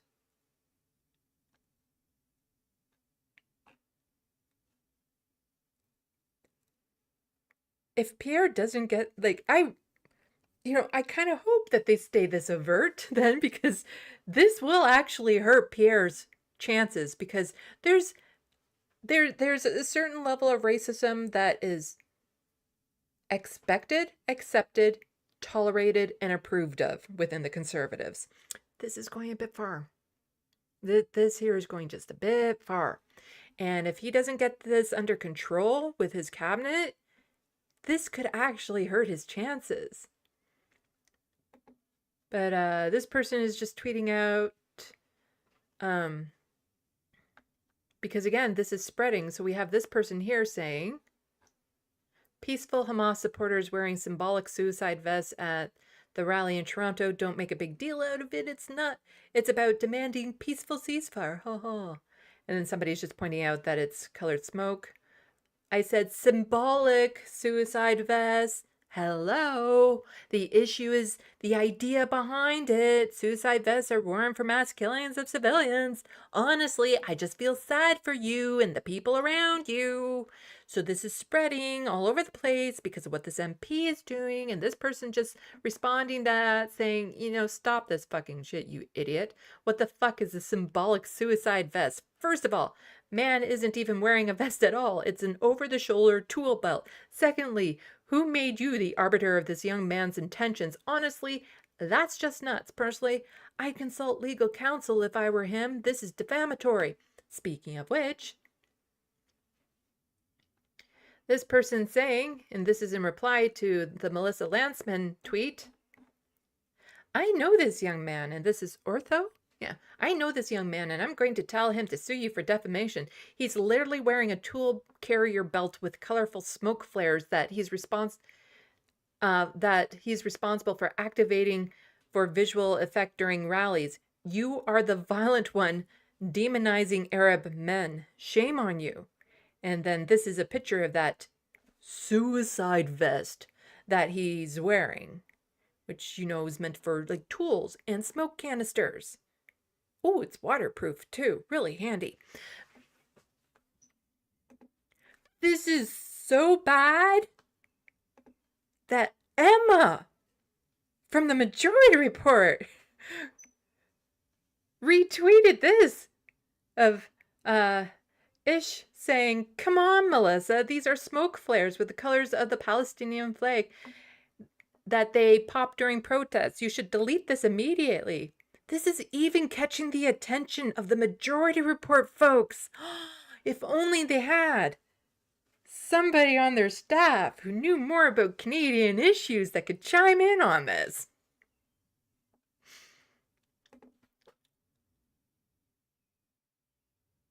This is just like, how much more overt and racist do you have to be? This is just so beyond the pale. And where's, you know, where is Pierre on this? Where is Pierre saying, yeah, I don't agree with her statement? Where's Pierre saying, should probably take that down? Or saying that this person here is just, you know, taking advantage of his right to protest here in this country, and that, you know, this type of demonizing of him isn't appropriate. He's just partaking in his democratic right as a Canadian to go on to a protest. Like, where is Pierre saying, well, we'll get more to him in a minute, but wow. Because, yeah, this young man now is a target for all of her radical, racist, rabid right-wingers to go after. And I hope he does sue her. But there needs to be calls within the government, not just from the Conservatives, but from Justin Trudeau. I'm hoping to hear something soon because, granted, you know, this has only been out for a day. Maybe I've missed it. Maybe he has said tisk tisk. But this needs to come down. Pierre needs to call her out. Justin Trudeau needs to call her out. This is unacceptable from an elected representative. Like, our politics are just becoming so polarized. We'll get to that in a minute. And this can't be okay. We can't start letting people in our government get away with shit like this. You know, people crack down hard on the one MLA in BC, what was her name? Sheila Robinson, who was basically saying, oh yeah, Palestine was nothing more than a crappy piece of land. Sure, a few 100,000 people were there, but it was nothing but a crappy piece of land when it was handed over to Israel.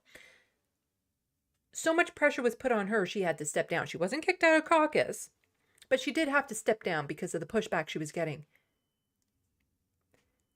Now, it's more effective with somebody like her because it's her constituents, the people who voted her in, that were most likely pushing back. Do you think Melissa's rabid right-wing, radical right-wingers who voted her in are going to push back against this? Do you think they're going to demand that she step down? After all, she's gay, so she gets away with a lot. You know, she gets a pass on a lot.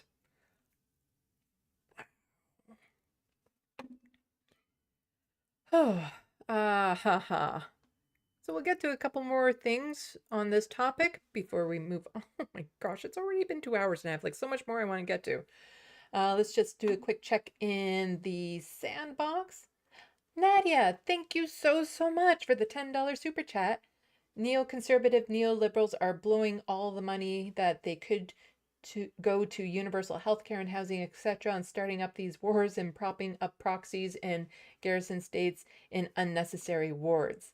Yeah, you wonder where all of our taxpayer money is going, huh?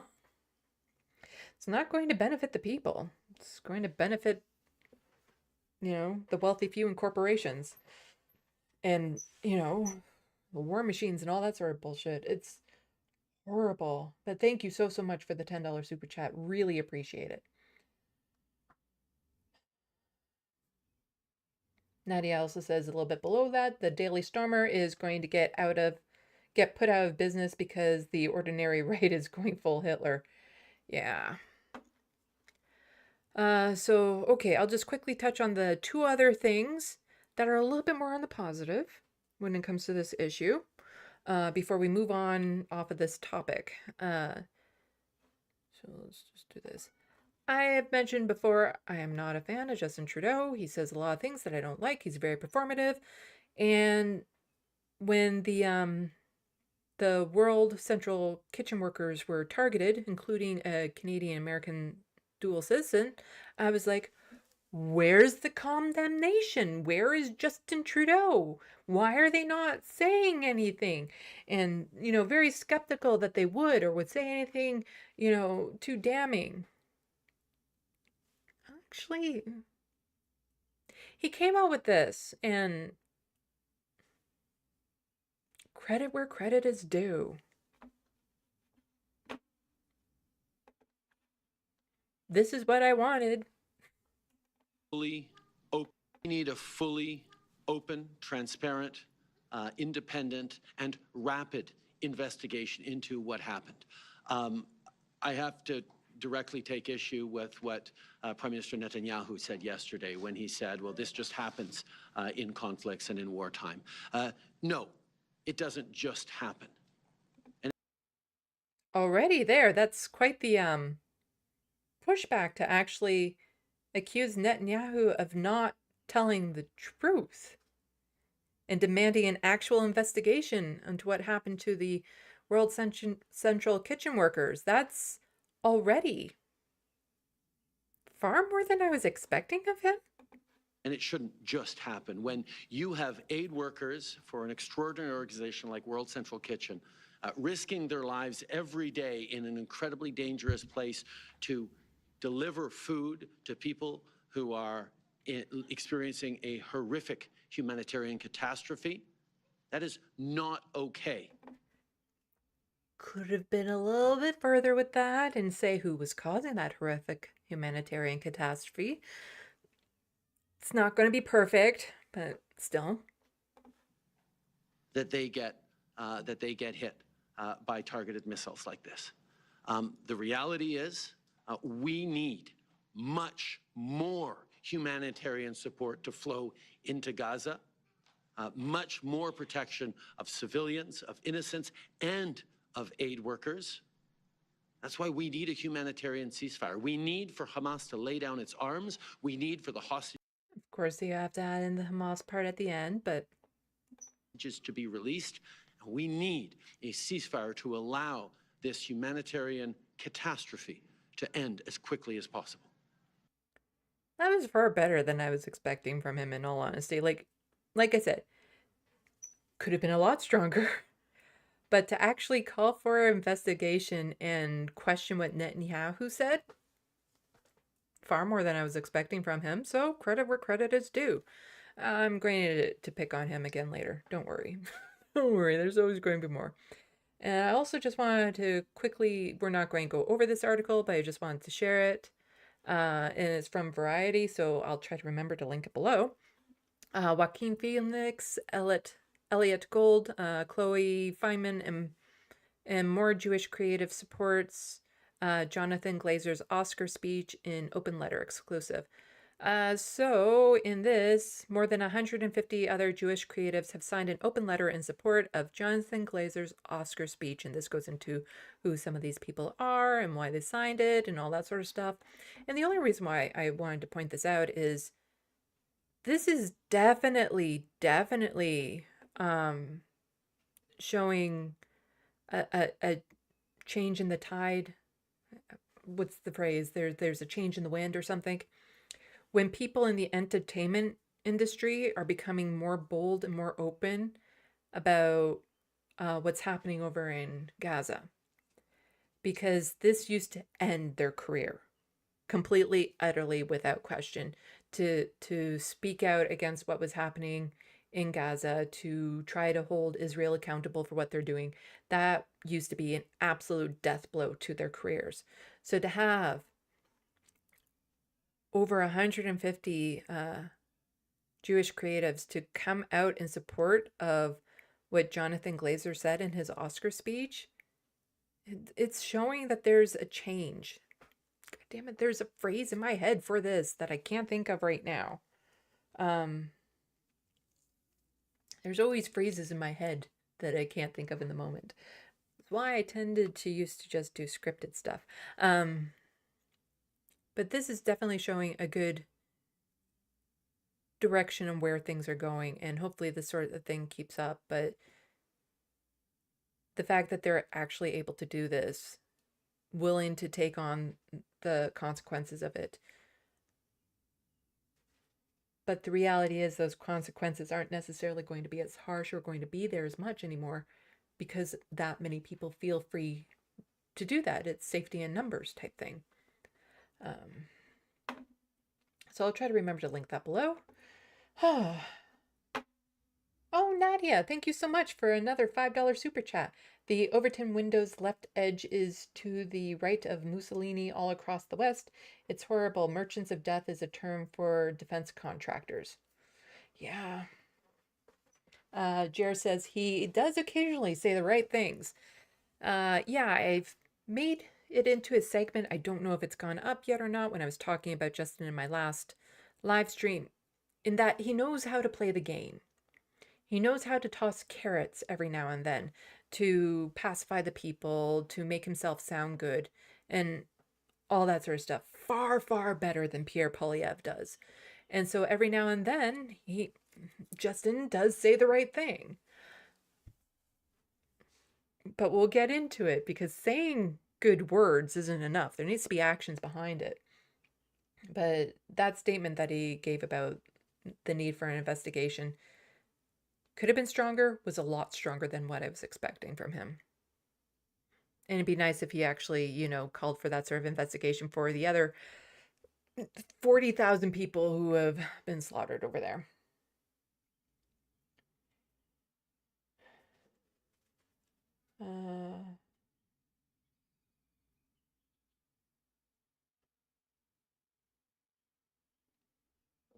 Okay, so there's some more stuff that I wanted to get to. More in Canadian news. And we're going to get to, again, Justin Trudeau, good with words. And we'll see it here. But because we're doing more in Canadian news, I just want to do this. Today in Canadian news.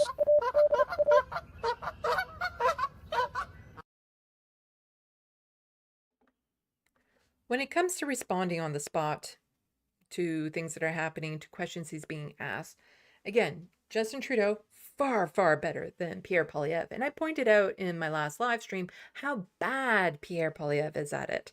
And even I ad-libbed something that was far better response to a question that he got that, he could have ever have done himself. So here is 6 Buzz TV. I get the feeling this is a right-wing thing, just based on, some of the things that they send out. I'm getting right-wing vibes to this. Even though, Oh, Trudeau announces 2.4 billion investment in AI to be included in 2024 budget. Let's see. Some people protesting a carbon tax. Like, a lot of it just seems entertainment-like, all over the place. Some of it does have definite kind of right-wing undertones. Some of it, a lot of it seems to be pretty neutral. So I don't know exactly where they sit on everything. But also misleading information and all that sort of stuff. But from what I've read online and stuff, they do tend to lean more right wing. So they posted this, and this is a little clip from Rebel News, and Rebel News is definitely right wing. Conspiracy theory as far right as you go in Canada. And they posted this clip of the Prime Minister responding to a question that could shut down the defenses of a lot of people. Like, imagine asking Trump, why do you think people don't like you?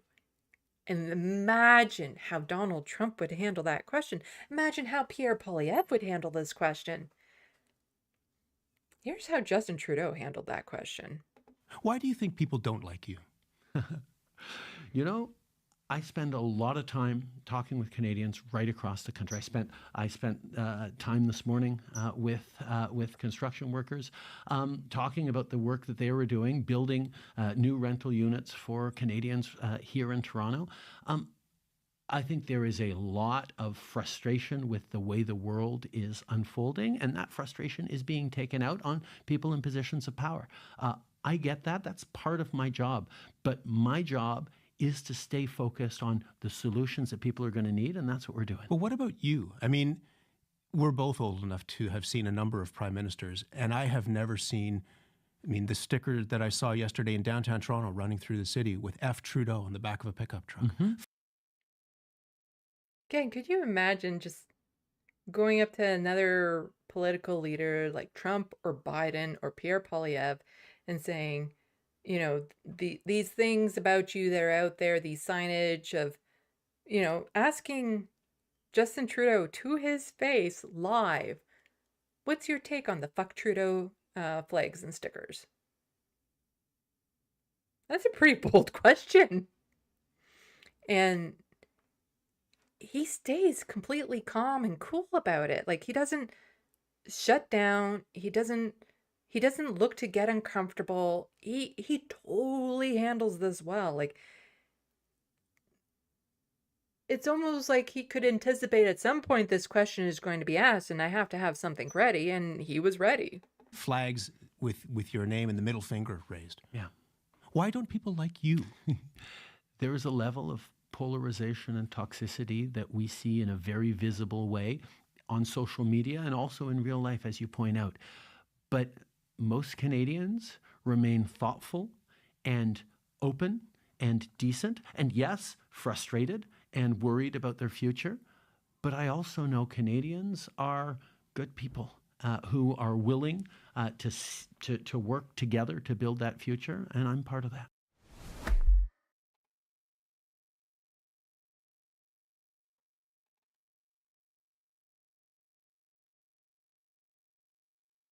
He handled that well. Let's see. And just to contrast, I found this, and this is kind of funny. Anyone remember when Pierre Poilievre got hit with the title Pigeon Pierre? Don't play chess with a pigeon. It'll just knock over all the pieces, poop all over the board, and then strut around like it won the game. Sound familiar? And yeah, that would be Pierre in a nutshell. And this was actually done to him in the at the House. The honourable member for Malpeque. Mr. Speaker, this minister's conduct yesterday was a disgrace to Parliament and to Canadians. Dealing with this minister is like playing chess with a pigeon. He flaps his wings all over the place, knocks the pieces off the table, messes all over the table, then struts around like he won the game. Yes. the political performances that happen here. You know, the United States should maybe look into having a question period where they can do things like this. But we've seen Pierre try to think on his feet, and it never happens. And he's horrible at it. And I hope that those same people that were asking Justin these questions will ask Pierre just as poignant questions. And like I said in my last video, he just won't answer the question. He'll go off topic, he'll divert, all that sort of stuff. But if you really press him, I can imagine he's going to get mad really easy and make a complete ass of himself. And we need a lot more of that, because as is right now, he stands a very good chance of winning. And I don't want that. I'd much rather have Justin in. But the thing is that, do I like Justin? No. I have called him an arrogant, entitled, selfish prick. And I stand by those words. Because for as good as he does, and you see, like when he's up on stage, and the words that he says sometimes are very supportive, sometimes are very good, but it hides things like this. So this is from Jenny Wan, Nonprofits, and she's a NDP MP. Nonprofits been advised that effective 29/6/24, rental geared to income homes, RGI units, will need to revert to market rent as soon as turnover of existing tenants occurs, as subsidies will not be renewed beyond 2028. Canada will permanently lose thousands of low-income, rent-geared income units. See, Justin went up on stage and he said, we have all these new affordable units out there, and it's going to be great, and this is going to help the housing crisis. And he gets all the attention for that positive message. But then this happens when nobody is looking. So all of those rent-geared income homes are about to go away. They weren't permanent. They were just temporary to make him look good. But it wasn't a fix. It wasn't even a band-aid to the solution.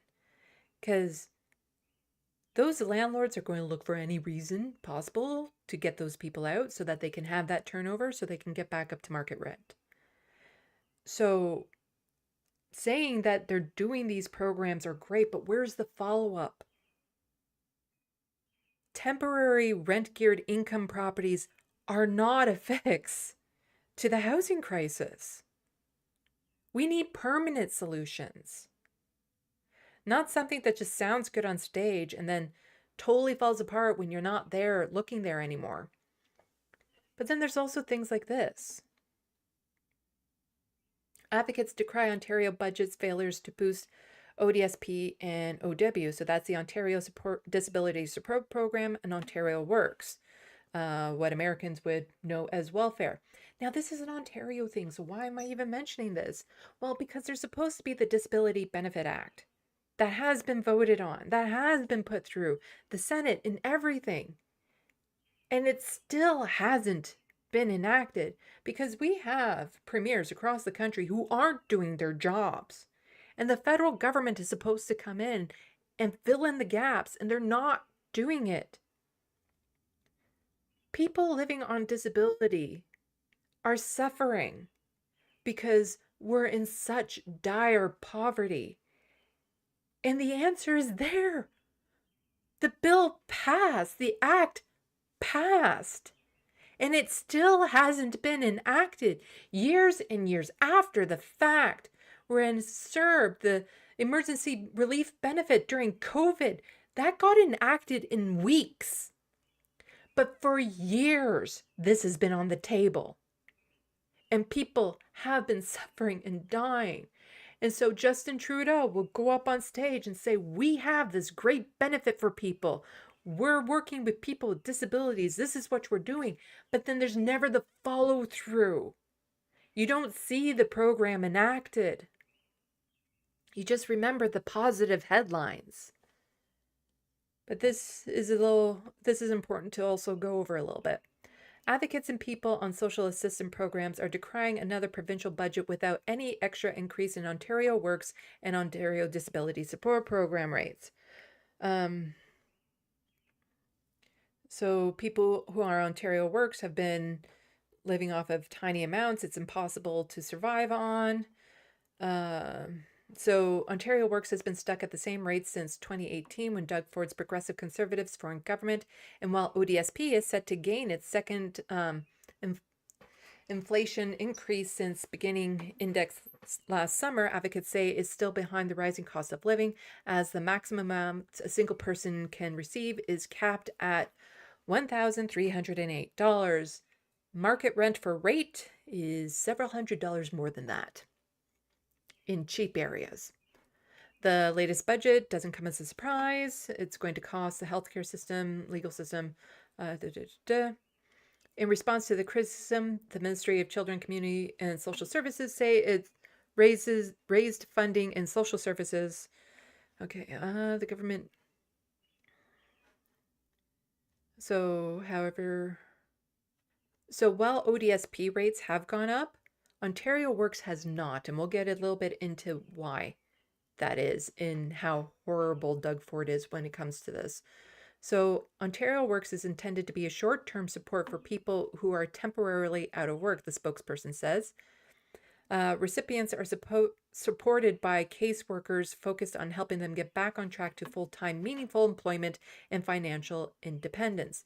Now, the person above was mentioning that they only got a few $100s, and the reason why is because they were homeless. And when you don't have to pay rent, you don't get the housing allowance. And this is how much those housing allowances are. So here it is, average rent in Toronto compared to social assistance shelter rates in Ontario. So for a single person on Ontario Works, they only get $390 that goes towards housing. And if you're unhoused, of your meager amount that you get, you will then get denied that. So people who are single on ODSP, $556. Where the fuck do you find anywhere to live on that amount? Not even a shared room. Not even a shared room with 5 other people. Can you find a place with rent that low? Because average rent in Toronto is almost $3,000. And yet this is what they give us for housing allowances. And for the people, the MPPs at Queen's Park, their housing allowances are $2,400. That's just their housing allowance on top of all the other benefits and payments that they get. But for people living on disability and Ontario Works, we're expected to get by with not even pennies. So Stapleton said the discrepancy between rates is particularly worrying since many on Ontario Works should be on disability benefits but face barriers to accessing health care system where they can receive their rights the right referral. Stapleton pointed to Ford's comments last summer about those on Ontario Works. At a conference, Ford said, if someone is on ODSP, I'll support them for life. No, he won't. No, he won't. As for Ontario Works, he says, it really bothers me that we have healthy people sitting at home collecting your hard-earned dollars. And you see, that's the problem there, which was just mentioned above.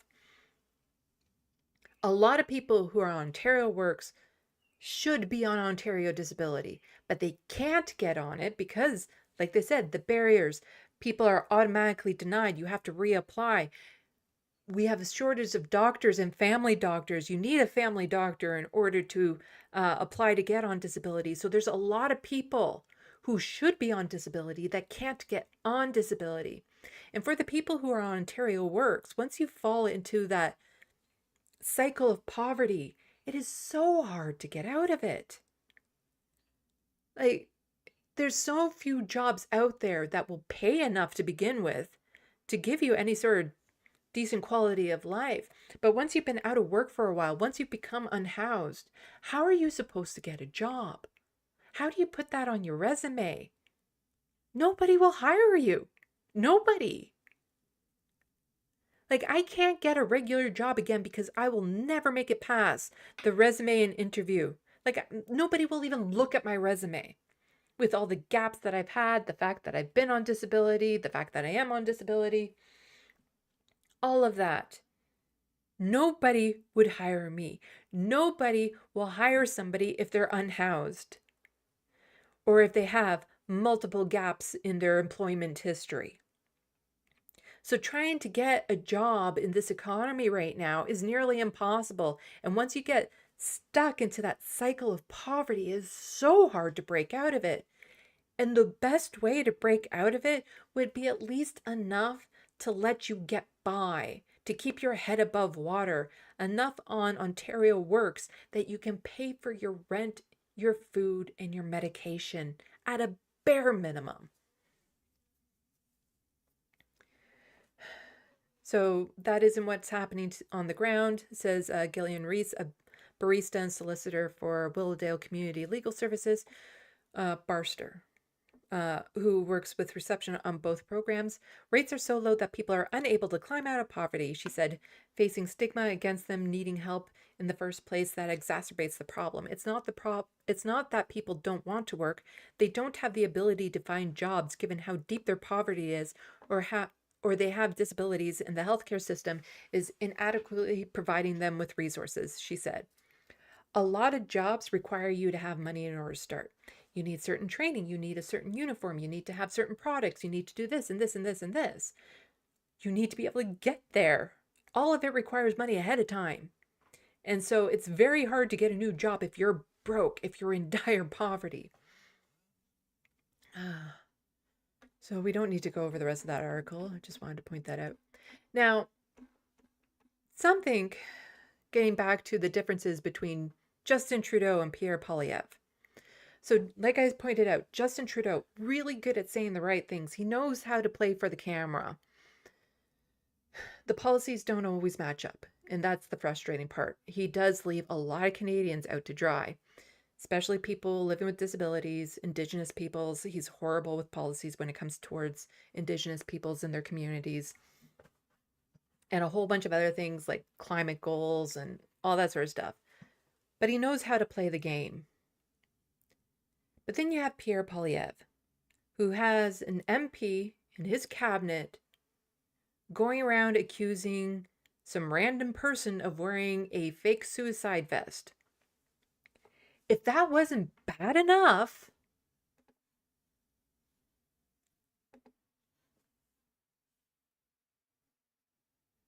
Alex Jones. Been following this guy for years, and he's the real deal. Canada desperately needs a lot more leaders like him, and so does the rest of the world.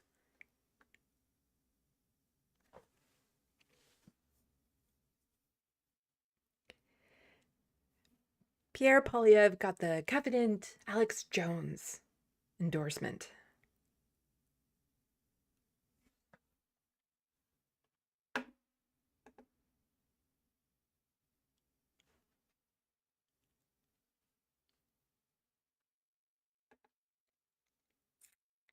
If you have people like Alex Jones endorsing you, that should be a huge red flag. That should be something. He needs to get up on stage right now and say, I do not approve of Alex Jones endorsing me. He can take that endorsement and shove it up his ass. Alex Jones, who harassed the families of the Sandy Hook victims. One of them committed suicide due to that harassment. Conspiracy theories galore, facing hundreds of millions of dollars in lawsuits for defamation. Horrible right-winger is looking at Pierre Poilievre thinking, that's my kind of people. I want to say that Pierre Poilievre should address this, but please don't. Because again, there is a certain level of accepted, expected, what did I said it earlier, and it was like really good how I phrased it, and I need to go back and say it again, because you have your accepted, expected, and basically all those sorts of racism within the Conservative Party. Accepted, expected, and approved of racism within the Conservative Party. This is a bit much. This is going a bit much. I don't even know what he said in this to get Alex Jones to be like, yeah, that's my man. Justin Trudeau's not a liberal. It might surprise you to hear me say that. He's not a liberal. Liberals used to believe in liberty, and conservatives believed in conserving it. Even here he messed up. Because he's saying Justin Trudeau is not a liberal because they used to believe in liberty, and then he messed up because he was going to say, well, we also believed in the same thing that the liberals believed in, liberty and stuff. Oh, damn it. You can see. Even in this, he screwed up. Believed in conserving it. That was the common sense. They put the full word there. He only said half the word. He only said libera, but the whole word got kind of put down there. What a dork. Believe in liberty, and conservatives believed in conserving it. That was the common sense consensus we had in Canada. Justin Trudeau does not believe in liberty. He believes in government control. He wants to control your money. He wants to control your kids. He wants to control the economy, control your speech, control your bank account. He wants to control everything. That is illiberal. It's the opposite of liberalism. I don't want to run your life. I want to run your government. And a government that does a few things well rather than a lot of things poorly, a government that minds its own business and lets people live their lives. That is the traditional... Yeah, I get cut off kind of quick there. This is why Pierre Poilievre will be our next prime minister. No, that is not why. Like, there's a good chance he will be, but that speech there is not why. That was so bad. But again, that's the contrast that you have between how good Justin is on camera compared to Pierre. Because even in that, he screws up. But even that is still enough for Alex Jones to be like, that's my man. That's him, right there. Support that Pierre Poilievre chap. Like, if he does not come out right now and say, you know, denounce the endorsement from Alex Jones, says everything you need to say. It says everything you need to know about him. Like, Pierre, again, he's wealthy, he's rich, he's in the 1%. He's been a lifelong politician, even though he says that those things shouldn't exist. He started getting his pension in his early 30s. Everything has been handed to him his entire life, but he's gone through a very big makeover right now to try to compete with Justin Trudeau in this next election. All I can hope for is more of this, because this might actually hurt his chances. And I'm all for hurting his chances. Because, like Justin Trudeau said, people are frustrated. And they're upset. And they're angry. And they are directing it towards Justin right now. And that anger and frustration is stronger than any sense of, this guy is a moron. People would much rather have this moron in power than to go on with the frustration that they're currently feeling, that it's all being blamed on the Liberals, when it's not just the Liberals, it's the Conservatives, it's the provincial leaders, it's all levels of government that has led to where we are right now. Changing out the Prime Minister won't change a lot of the situations for the vast majority of Canadians. And with the Conservatives, it will actually get a lot worse. And remember, Pierre Poilievre falls into that same Stephen Harper camp. and how enthusiastic Stephen Harper is for the AI technology being used on Gazans right now. That if he was in office, these are the type of programs he would want our government to be working on. Absolutely horrendous. But he's not going to denounce Alex Jones. He's not going to denounce Melissa Lantsman. He's too much of a coward. Any pushback from these people, and he will buckle. He won't be able to handle it should they say, "How dare you call me out?" Oh. Like, again, just to go to more of his charm. So Charlie Angus is an NDP MP. He's been in the government for a long, long time. Good things about him, bad things about him. But he's not going to run in the next election. And so Pierre immediately tweets out, Charlie Angus jumped ship rather than face voters after he voted to hike the carbon tax and ban the hunting rifles of Northern Ontario. Common sense conservatives will axe the tax, build the homes, fix the budget, stop the crime, and let you keep your hunting rifles. The man has no class. None. I'm not a huge fan of sticking to the whole decorum thing, but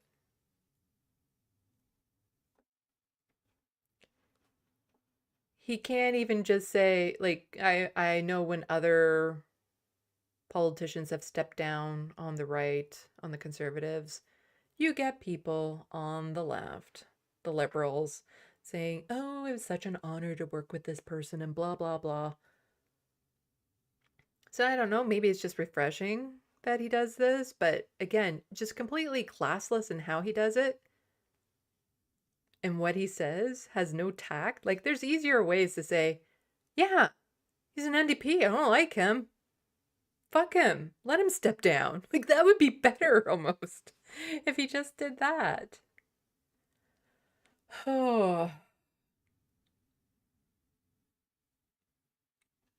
I wanted to keep this around 2 hours.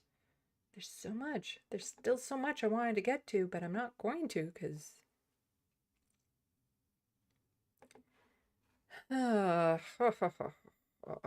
Let's check the sandbox and then we'll unwind. How about that? We'll unwind with some nice stuff. We'll cover some nice stuff. There's so much. I'm looking at all these other tabs. There's so much more I wanted to get to. Need to start having like 5-hour-long... No, I don't need to start having 5-hour-long streams. No, I don't need to do that. Let's check the sandbox.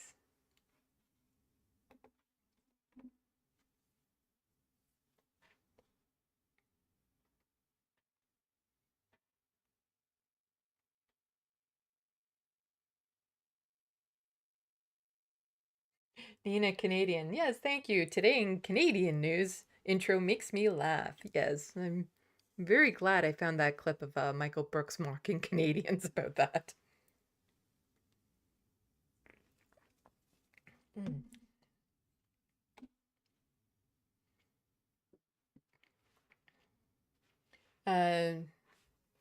Jar. World leaders will always bear the burden of what's going wrong. I couldn't do it. You sign up to be hated. Donald Trump can't handle that. Justin Trudeau can. Nina Canadian. Truth spoken by Sandy. I don't know what you're specifically referring to, so I'll just say everything.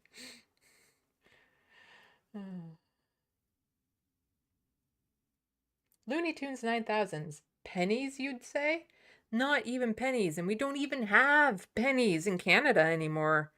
No, pennies got cancelled.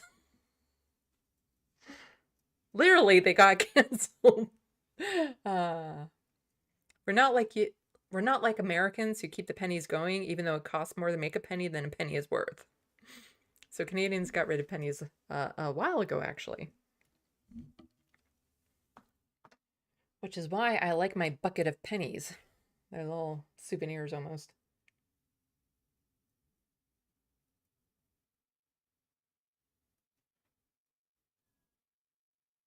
Jar says it's like that in Alberta too. My friend literally has brain cancer, but it was limited to Alberta works income support. I'm sorry to hear that. Yeah, part of the problem of trying to get on disability in Ontario right now is all the new changes and stuff. If you have something that they consider to be a temporary issue, then you don't get on disability. So something like cancer, where you either get better or you don't, well, then it's just temporary. And so then after you get over your cancer, you can go back to work. So you don't get to go on disability. They're looking for any excuse right now to kick people off of disability, which just means that the people who are on disability that need to be on disability, people like me, are on constant stress that something's going to happen. Because it's not much, it's just a tiny amount, but it's just enough to keep your head above water. Not even your whole head, just your face. And to constantly have to worry about what happens if. Because there's no security with it. It doesn't help you to become healthy. Like the amount of anxiety I'm constantly under, it's just... Yeah. And for people just trying to recover from cancers or other illnesses and stuff, it's a lot easier to recover from those if you have enough money to pay your rent. But it's just horrible what they do. And when somebody is battling cancer, that should be their focus. Nothing else. They shouldn't have to worry about bills. They shouldn't have to worry about rent or anything of that sort. Their only focus should be getting better.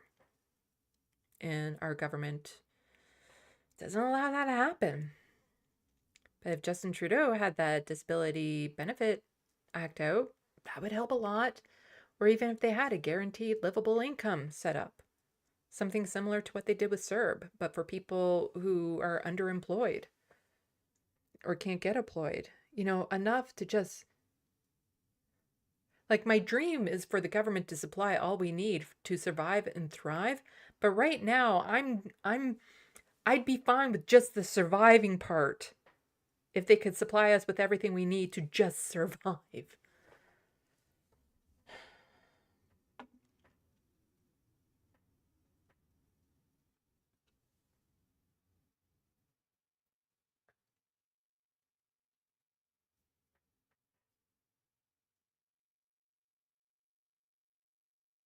Hey, Looney Tunes 9000, I only had one 5-hour stream, and that was because of the TYT thing. That doubled it.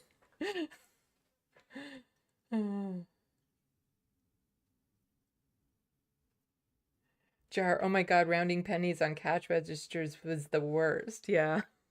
I think somebody even did the silly thing of like trying to keep track of it, and so at the end of the year calculated how much they either lost or gained. Really silly. Really silly, but I do this cute thing as a little gift where if somebody I know is old enough to have been born when there were still pennies being made in their year, I find like the perfect penny, like a nice clean penny from that year, and I gift it to them with a little note just saying that since these pennies are no longer being made, that they're very rare and special, just like the person who was born this year type thing. And a cute little message like that with it. And I have buckets of pennies that I can go through. Unfortunately, I don't have too many from the 90s or the 80s because I was only collecting pennies that were old. And so I didn't really think of like the 80s and 90s pennies as being old. But now I wish I had collected a whole bunch more of them. So that I could make a little bit more of those cutesy little notes and stuff for people when I come across them. But it is what it is. But how about just some nice, relaxing stuff on this Sunday evening on this live stream that is already gone over a half hour, but just something to kind of unwind with. Every now and then I find some very soothing things on Twitter. Okay, we'll start with the first, like the ridiculous one, the funny one that Dan from the internet retweeted out. I don't know if I need this on for this, but we'll see. He quote tweeted, "Insert joke here. Officer tackles pig after 2 days of avoiding police. A rogue pig was taken into custody by Grantsville police officer on Thursday." Yes, insert joke. Oh, they are laughing at him.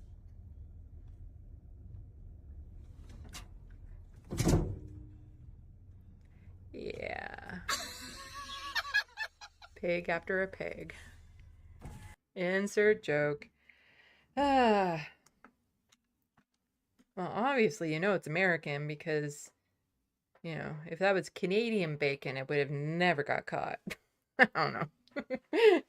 Insert joke. But here's some just, like I said, super nice, relaxing tweets. So, places on Earth that don't look real, a thread, and just some absolutely gorgeous pictures from around the world. And so that one is Namibia, where the desert meets the ocean. And I love pictures like this. A lot of them are taken by drones, now that the drones have become more popular and stuff, so they can get up high in areas like this to take pictures. Let's see. This in Yemen, that does not look real at all. But it's so beautiful.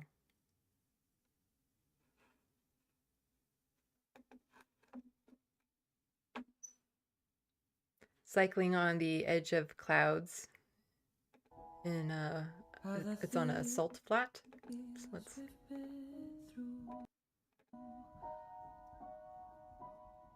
Oh, I wish I could go to places like this. I love doing photography of nature and stuff, and so to be in a place like this, I would just... Like, yeah, it's so beautiful.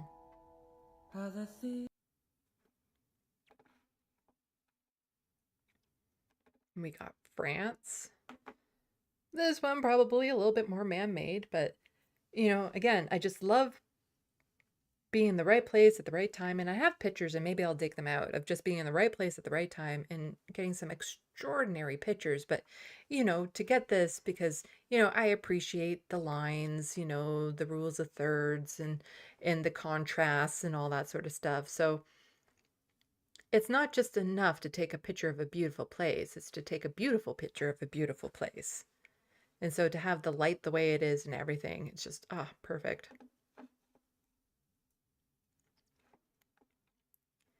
And why can't I go here? I want to go to Iceland. That is just incredible geological features there.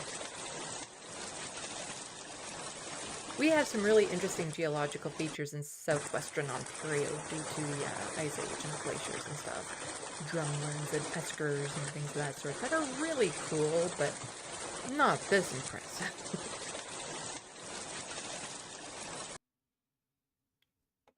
I think that one was making sound. Sorry about that. I didn't have my headphones on. This type of thing would actually freak me out if I was swimming in something like this, like the water that is just so clear that you don't even realize that you're in water type thing. If you look down, like it would actually just freak me right out to be kind of like floating on nothing and on top of a void like that. Like there's that fear of being at the top of like really deep water. I get it. I get it. I do. But it's still a very beautiful picture.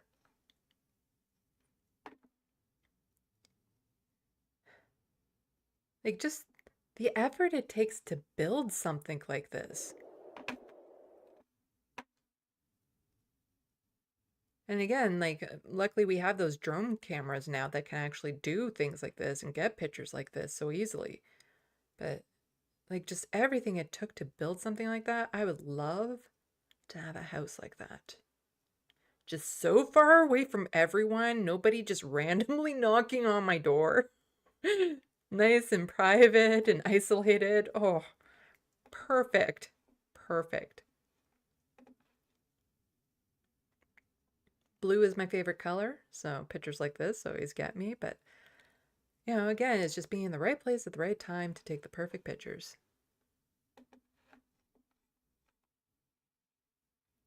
That looks like an elephant.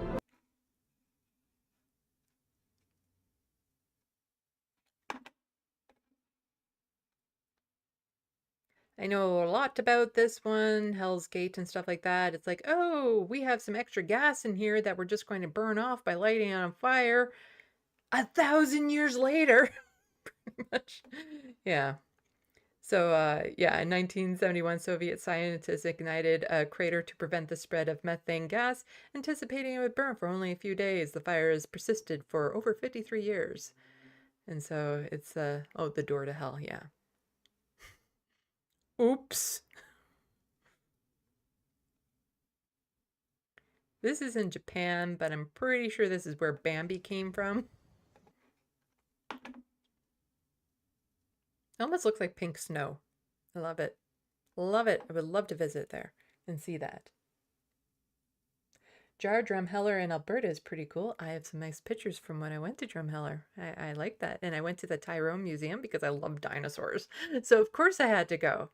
It was really beautiful. I loved it there. I have some nice pictures. Back when I was 17, I did a road trip across the country, and that was one of the stops. Love to go back there sometimes. And then go back up into Banff in the Rockies. Oh, that is like, to me, the best place in the world is the Rockies. I just felt so at peace there. It was so beautiful. But this is also really beautiful. Like Iceland is one of the places I'd love to go just because of the contrast and geological features and the black sand and all that sort of stuff. That makes for just gorgeous pictures.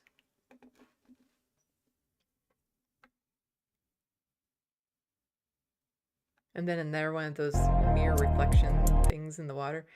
And there's those places where you can go ice skating on ice that's so clear you don't see it, so it looks like you're just gliding over air, which are really cool. Like, I'd love to go to all these places. Like, when I travel, I don't want to travel to a beach and sunbathe and stuff. I want to go and see the beauty of the world. Geological features and magical places and things of that sort. Places where you can do, like, good photography. That's where I want to go. Places like this, you know. But I can't afford to travel, so. Been to the United States like a few times. When I was a kid, got dragged on a family trip to the Dominican Republic. That's it. But as an adult, I've never really been able to travel on my own, other than going to Boston for the live show for the Majority Report. I also went on spring break to Daytona Beach.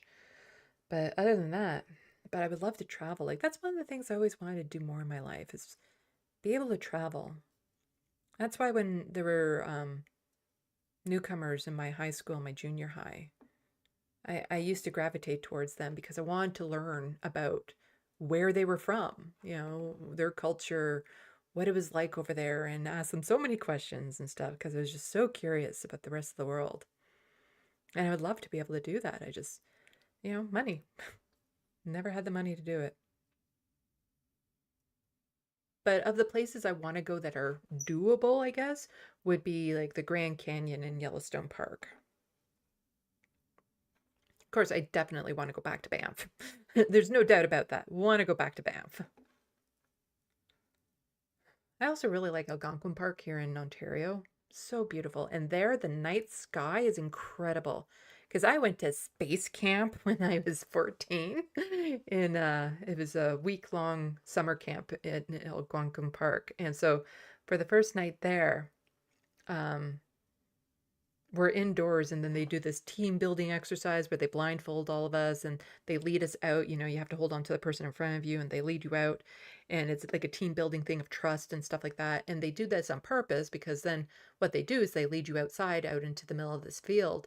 And then they tell you to take off your blindfolds and you look up. And at first I was confused because I saw this cloud going from one side of the horizon to the other side of the horizon. Only this cloud was glowing. And then I realized I was looking at the Milky Way.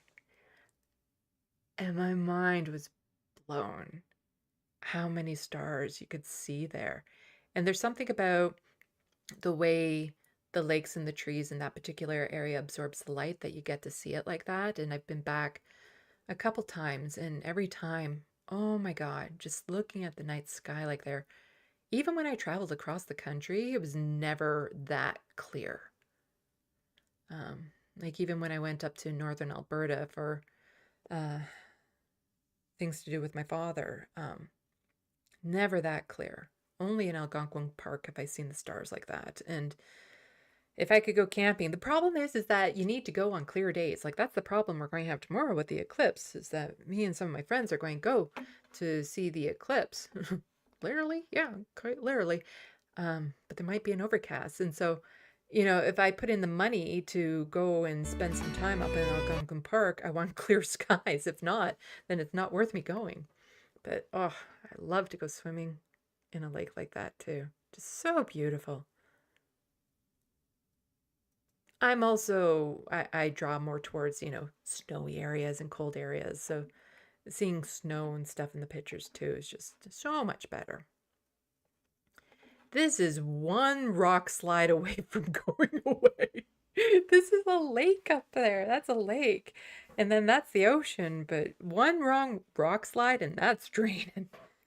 I hope they get that on video should that happen. That would be wild. But it's like a floating lake. It's one of those like pools that you see on the top of buildings. And then this is just made by trains. Naturally just going through this area and letting the trees overgrow. So cool. Love it so much. And then this is, let's see, this is in the Netherlands and just lots of flowers and beauty and swampy area. And oh, the amount of photography I could do there. Like that's what I look for value-wise when it comes to trips, is like, can I take good pictures there? Another geological formation, one of the oldest in the world, 2 billion years old. Again, if I could have a house right there, I'd be set. Just in the middle of nowhere. Like as long as I could still get all the food and electricity and internet connection I need, then I'd be fine. Just me and my cats up there, nobody else. Oh, that would be so nice. Just focus on my artwork up there.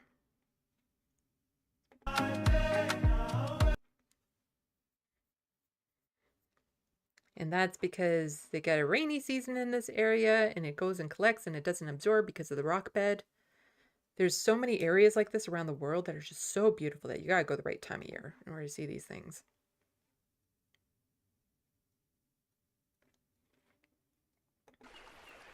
Again, this is in there kind of seeing the mountains in the background and stuff. It's like when I was approaching Banff in the Rockies. It's just, you don't understand the scale of what you're looking at when you see that. Like you see the mountains, but you don't. It's so hard to understand how big it is from a distance. And then you keep on getting closer and closer and closer, and it keeps getting bigger and bigger and bigger. Like, that's one of the things, seeing mountains in real life is unlike anything else. Just because you see the tall buildings and cities and you're blown away from that, but then these mountains are just so immense. It's incredible.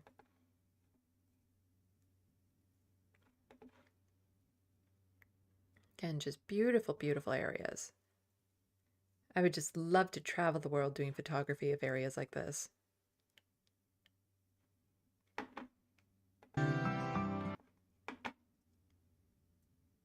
Like you see these in fantasy movies and stuff. Like, wasn't this in the caves in Wonder Woman? They had pools like this in the caves in Wonder Woman.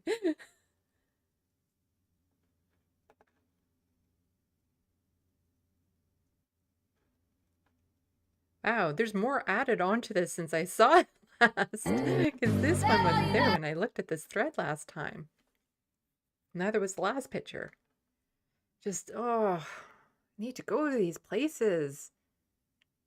The amount of photography I could do there.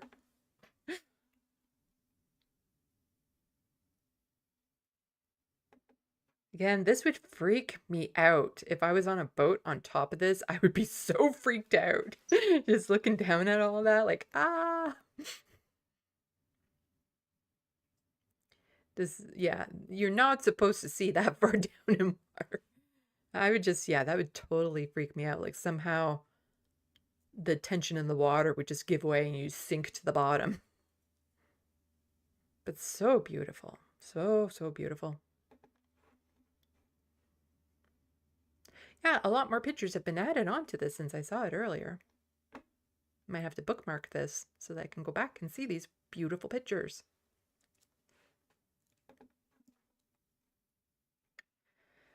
There we go.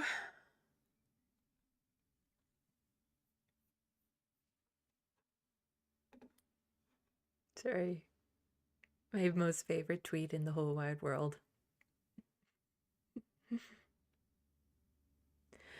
Yes. Mount St. Helens saying, looks like a little bitch to me. I love this tweet. I love this so hard. I love this tweet so much. Oh, okay. So I think that's good unwinding stuff. Huh. I have another thread of beautiful pictures I want to go through next time too, to just kind of unwind at the end of a tense live stream, especially all the stuff that we've covered today. Hopefully it's interesting. There's still so much I wanted to get to. There's never a shortage of things to get to. Like I always think to myself, Canadian news, not that interesting. Super interesting. But I hope people are learning more about Canada and the evils of the Conservative Party and Stephen Harper and how horrible he was and our potential connection to the horrors that are happening in Gaza right now through AI and all that sort of stuff. Also, wait till tomorrow maybe before you watch that Slaughterbots movie. I'm going to put it in the description box when I'm done this thread. A very horrible look at the future, but also not that far-fetched, unfortunately. But, yeah, just... But when you can, just find threads like this. There's another thread that I'm going to go over next time of just realistic paintings that are just, again, mind-blowingly beautiful. Actually, I should bookmark that one. I'm going to bookmark that tweet because it is so beautiful. I want to be able to go back to it forever and ever and ever. But it's important to unwind and take care of yourself and all that sort of stuff. Okay, let's do the sandbox again.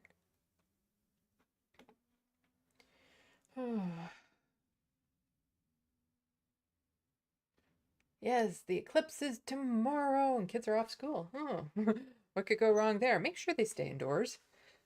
My friend got the glasses that you can look at the eclipse with, but I'm still so paranoid about it. I watched a really good video from Rebecca Watson on YouTube.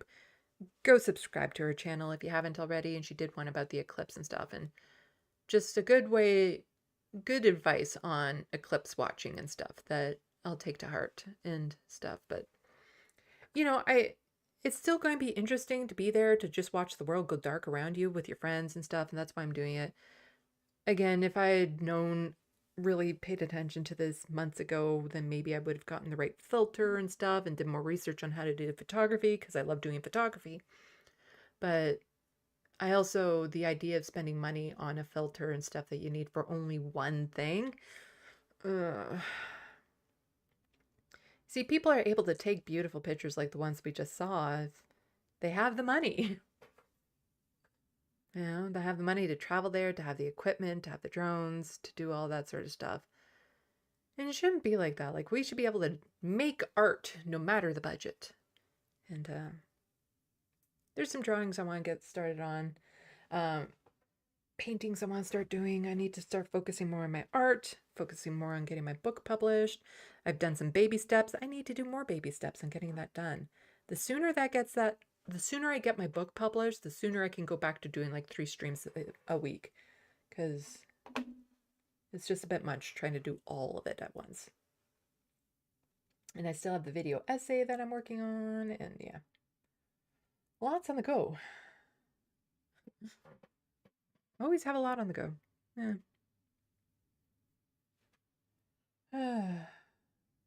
Mini Doctor's eclipses are amazing. They are. I've seen some lunar eclipses. And yeah, I'm looking forward to the event, even though, you know, there's probably going to be an overcast, which is unfortunate. But as Rebecca Watson points out in her video, this isn't a once-in-a-lifetime thing for this particular area, maybe, but eclipses like this are happening every other year or so. So if you have the money to travel, then you can go and see these beautiful eclipses and do the photography. And I'm sure there's photographers just dedicated to going to these areas and setting up ahead of time and making sure everything is perfect so that they can get amazing pictures. And I wish I could do that. I really do.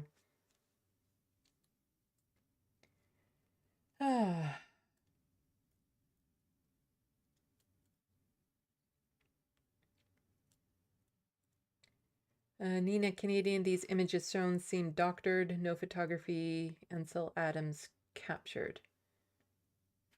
No doubt about that, you know, some modifications to the pictures were done in post, but, you know, to highlight or bring out certain vibrancies and stuff like that, but the essence of the picture is still there from the actual photography, but yeah. Many doctors saying the eager, is it Eiger? Eager is one of the biggest objects I have ever seen. I'm thinking of that big rock in the middle of Australia, but I don't think that's what you're talking about. I used to be better with the names of these things. I need to go back to Banff. That was so beautiful. I was only 17 when I went there on the road trip. Got some really nice pictures though. And of Drumheller and yeah. Oh, and the nice thing about the space camp that I went to is that it was in a week in August when you have the Poseidon meteorite shower, the yearly event. So beautiful seeing that. I just do some nighttime photography in Algonquin Park. That would be amazing. Have to have enough money to go to Algonquin Park, and it'd be nice to actually go with people, you know, that old-fashioned thing of camping with people, or just getting a cabin. I am not doing another 5-hour live stream, Looney Tunes. Yeah, speaking of my artwork, you can go there and check it out. I hope to be adding to my artwork collection soon by doing more artwork. It helps me unwind, and I've been under a lot of new medication. Is totally, it's getting bad. But, you know, hopefully things stable out soon.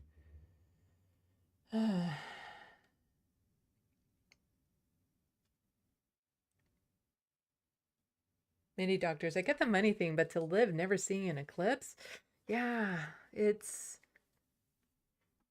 like I know some people who aren't that eager to see it, but it's one of the things. I'm looking forward to the adventure anyway. I'm not driving, so that's always good. I'm fine driving, but I hate driving when I don't know where I'm going. Oh, it's a mountain in Switzerland, says Midi Doctors, yeah. Yeah, the mount. Oh, I gotta go back to Banff, but I really want to go see the Grand Canyon and Yellowstone Park as well. Like those are the places I like to go vacation to. You tell me about a tourist trap beach resort, I'm not interested. I'm really not. I want to go to a place where I can go hiking for hours and take beautiful pictures. Yeah, that sort of thing. In a nice, cool climate.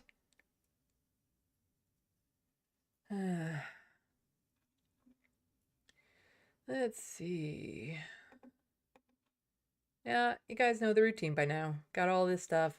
Thank you so much for everyone who has become a patron. Times are getting really tough. I've had some expenses the last little while, so any help becoming a patron is greatly appreciated. The super chats Greatly appreciated. Thank you so much to everyone who has already helped out that way.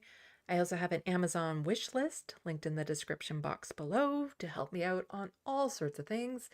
I removed the Easter chocolate, but there's still other chocolate on there for people who want to treat me that way if you have that.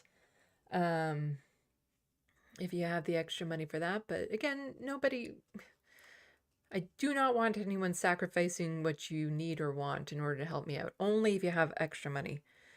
And if you do have the extra money, I really would appreciate it because I could use it right about now. These things I'm on all the time. Well, I'm on the hostile fart sauna known as Twitter all the time. But there's still beautiful things on Twitter, like that thread that I just showed you. And other threads that I've come across. And so those are good. I really got to get to posting more on Instagram and TikTok. It's just by the time I'm done editing all the segments for my YouTube channel, redoing them for those channels, oh, it's so much work.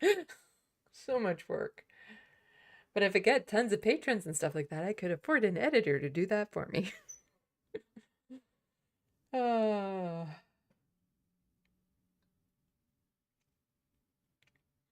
Okay, so I think with that, thank you to all the mods. Thank you to everyone coming out. Really appreciate it. And I hope you've learned some stuff today. Hope you've enjoyed yourself, even through the bad stuff. If I made it a bit easier, that's great. And, oh, it looks like some people are over at Non-Commitment Check roasting Anna right now. So by all means, everyone, go head over there. Salut, à la prochaine. Thank you for watching and stay tuned. I'm Sandy, wishing your tomorrow is better than your today.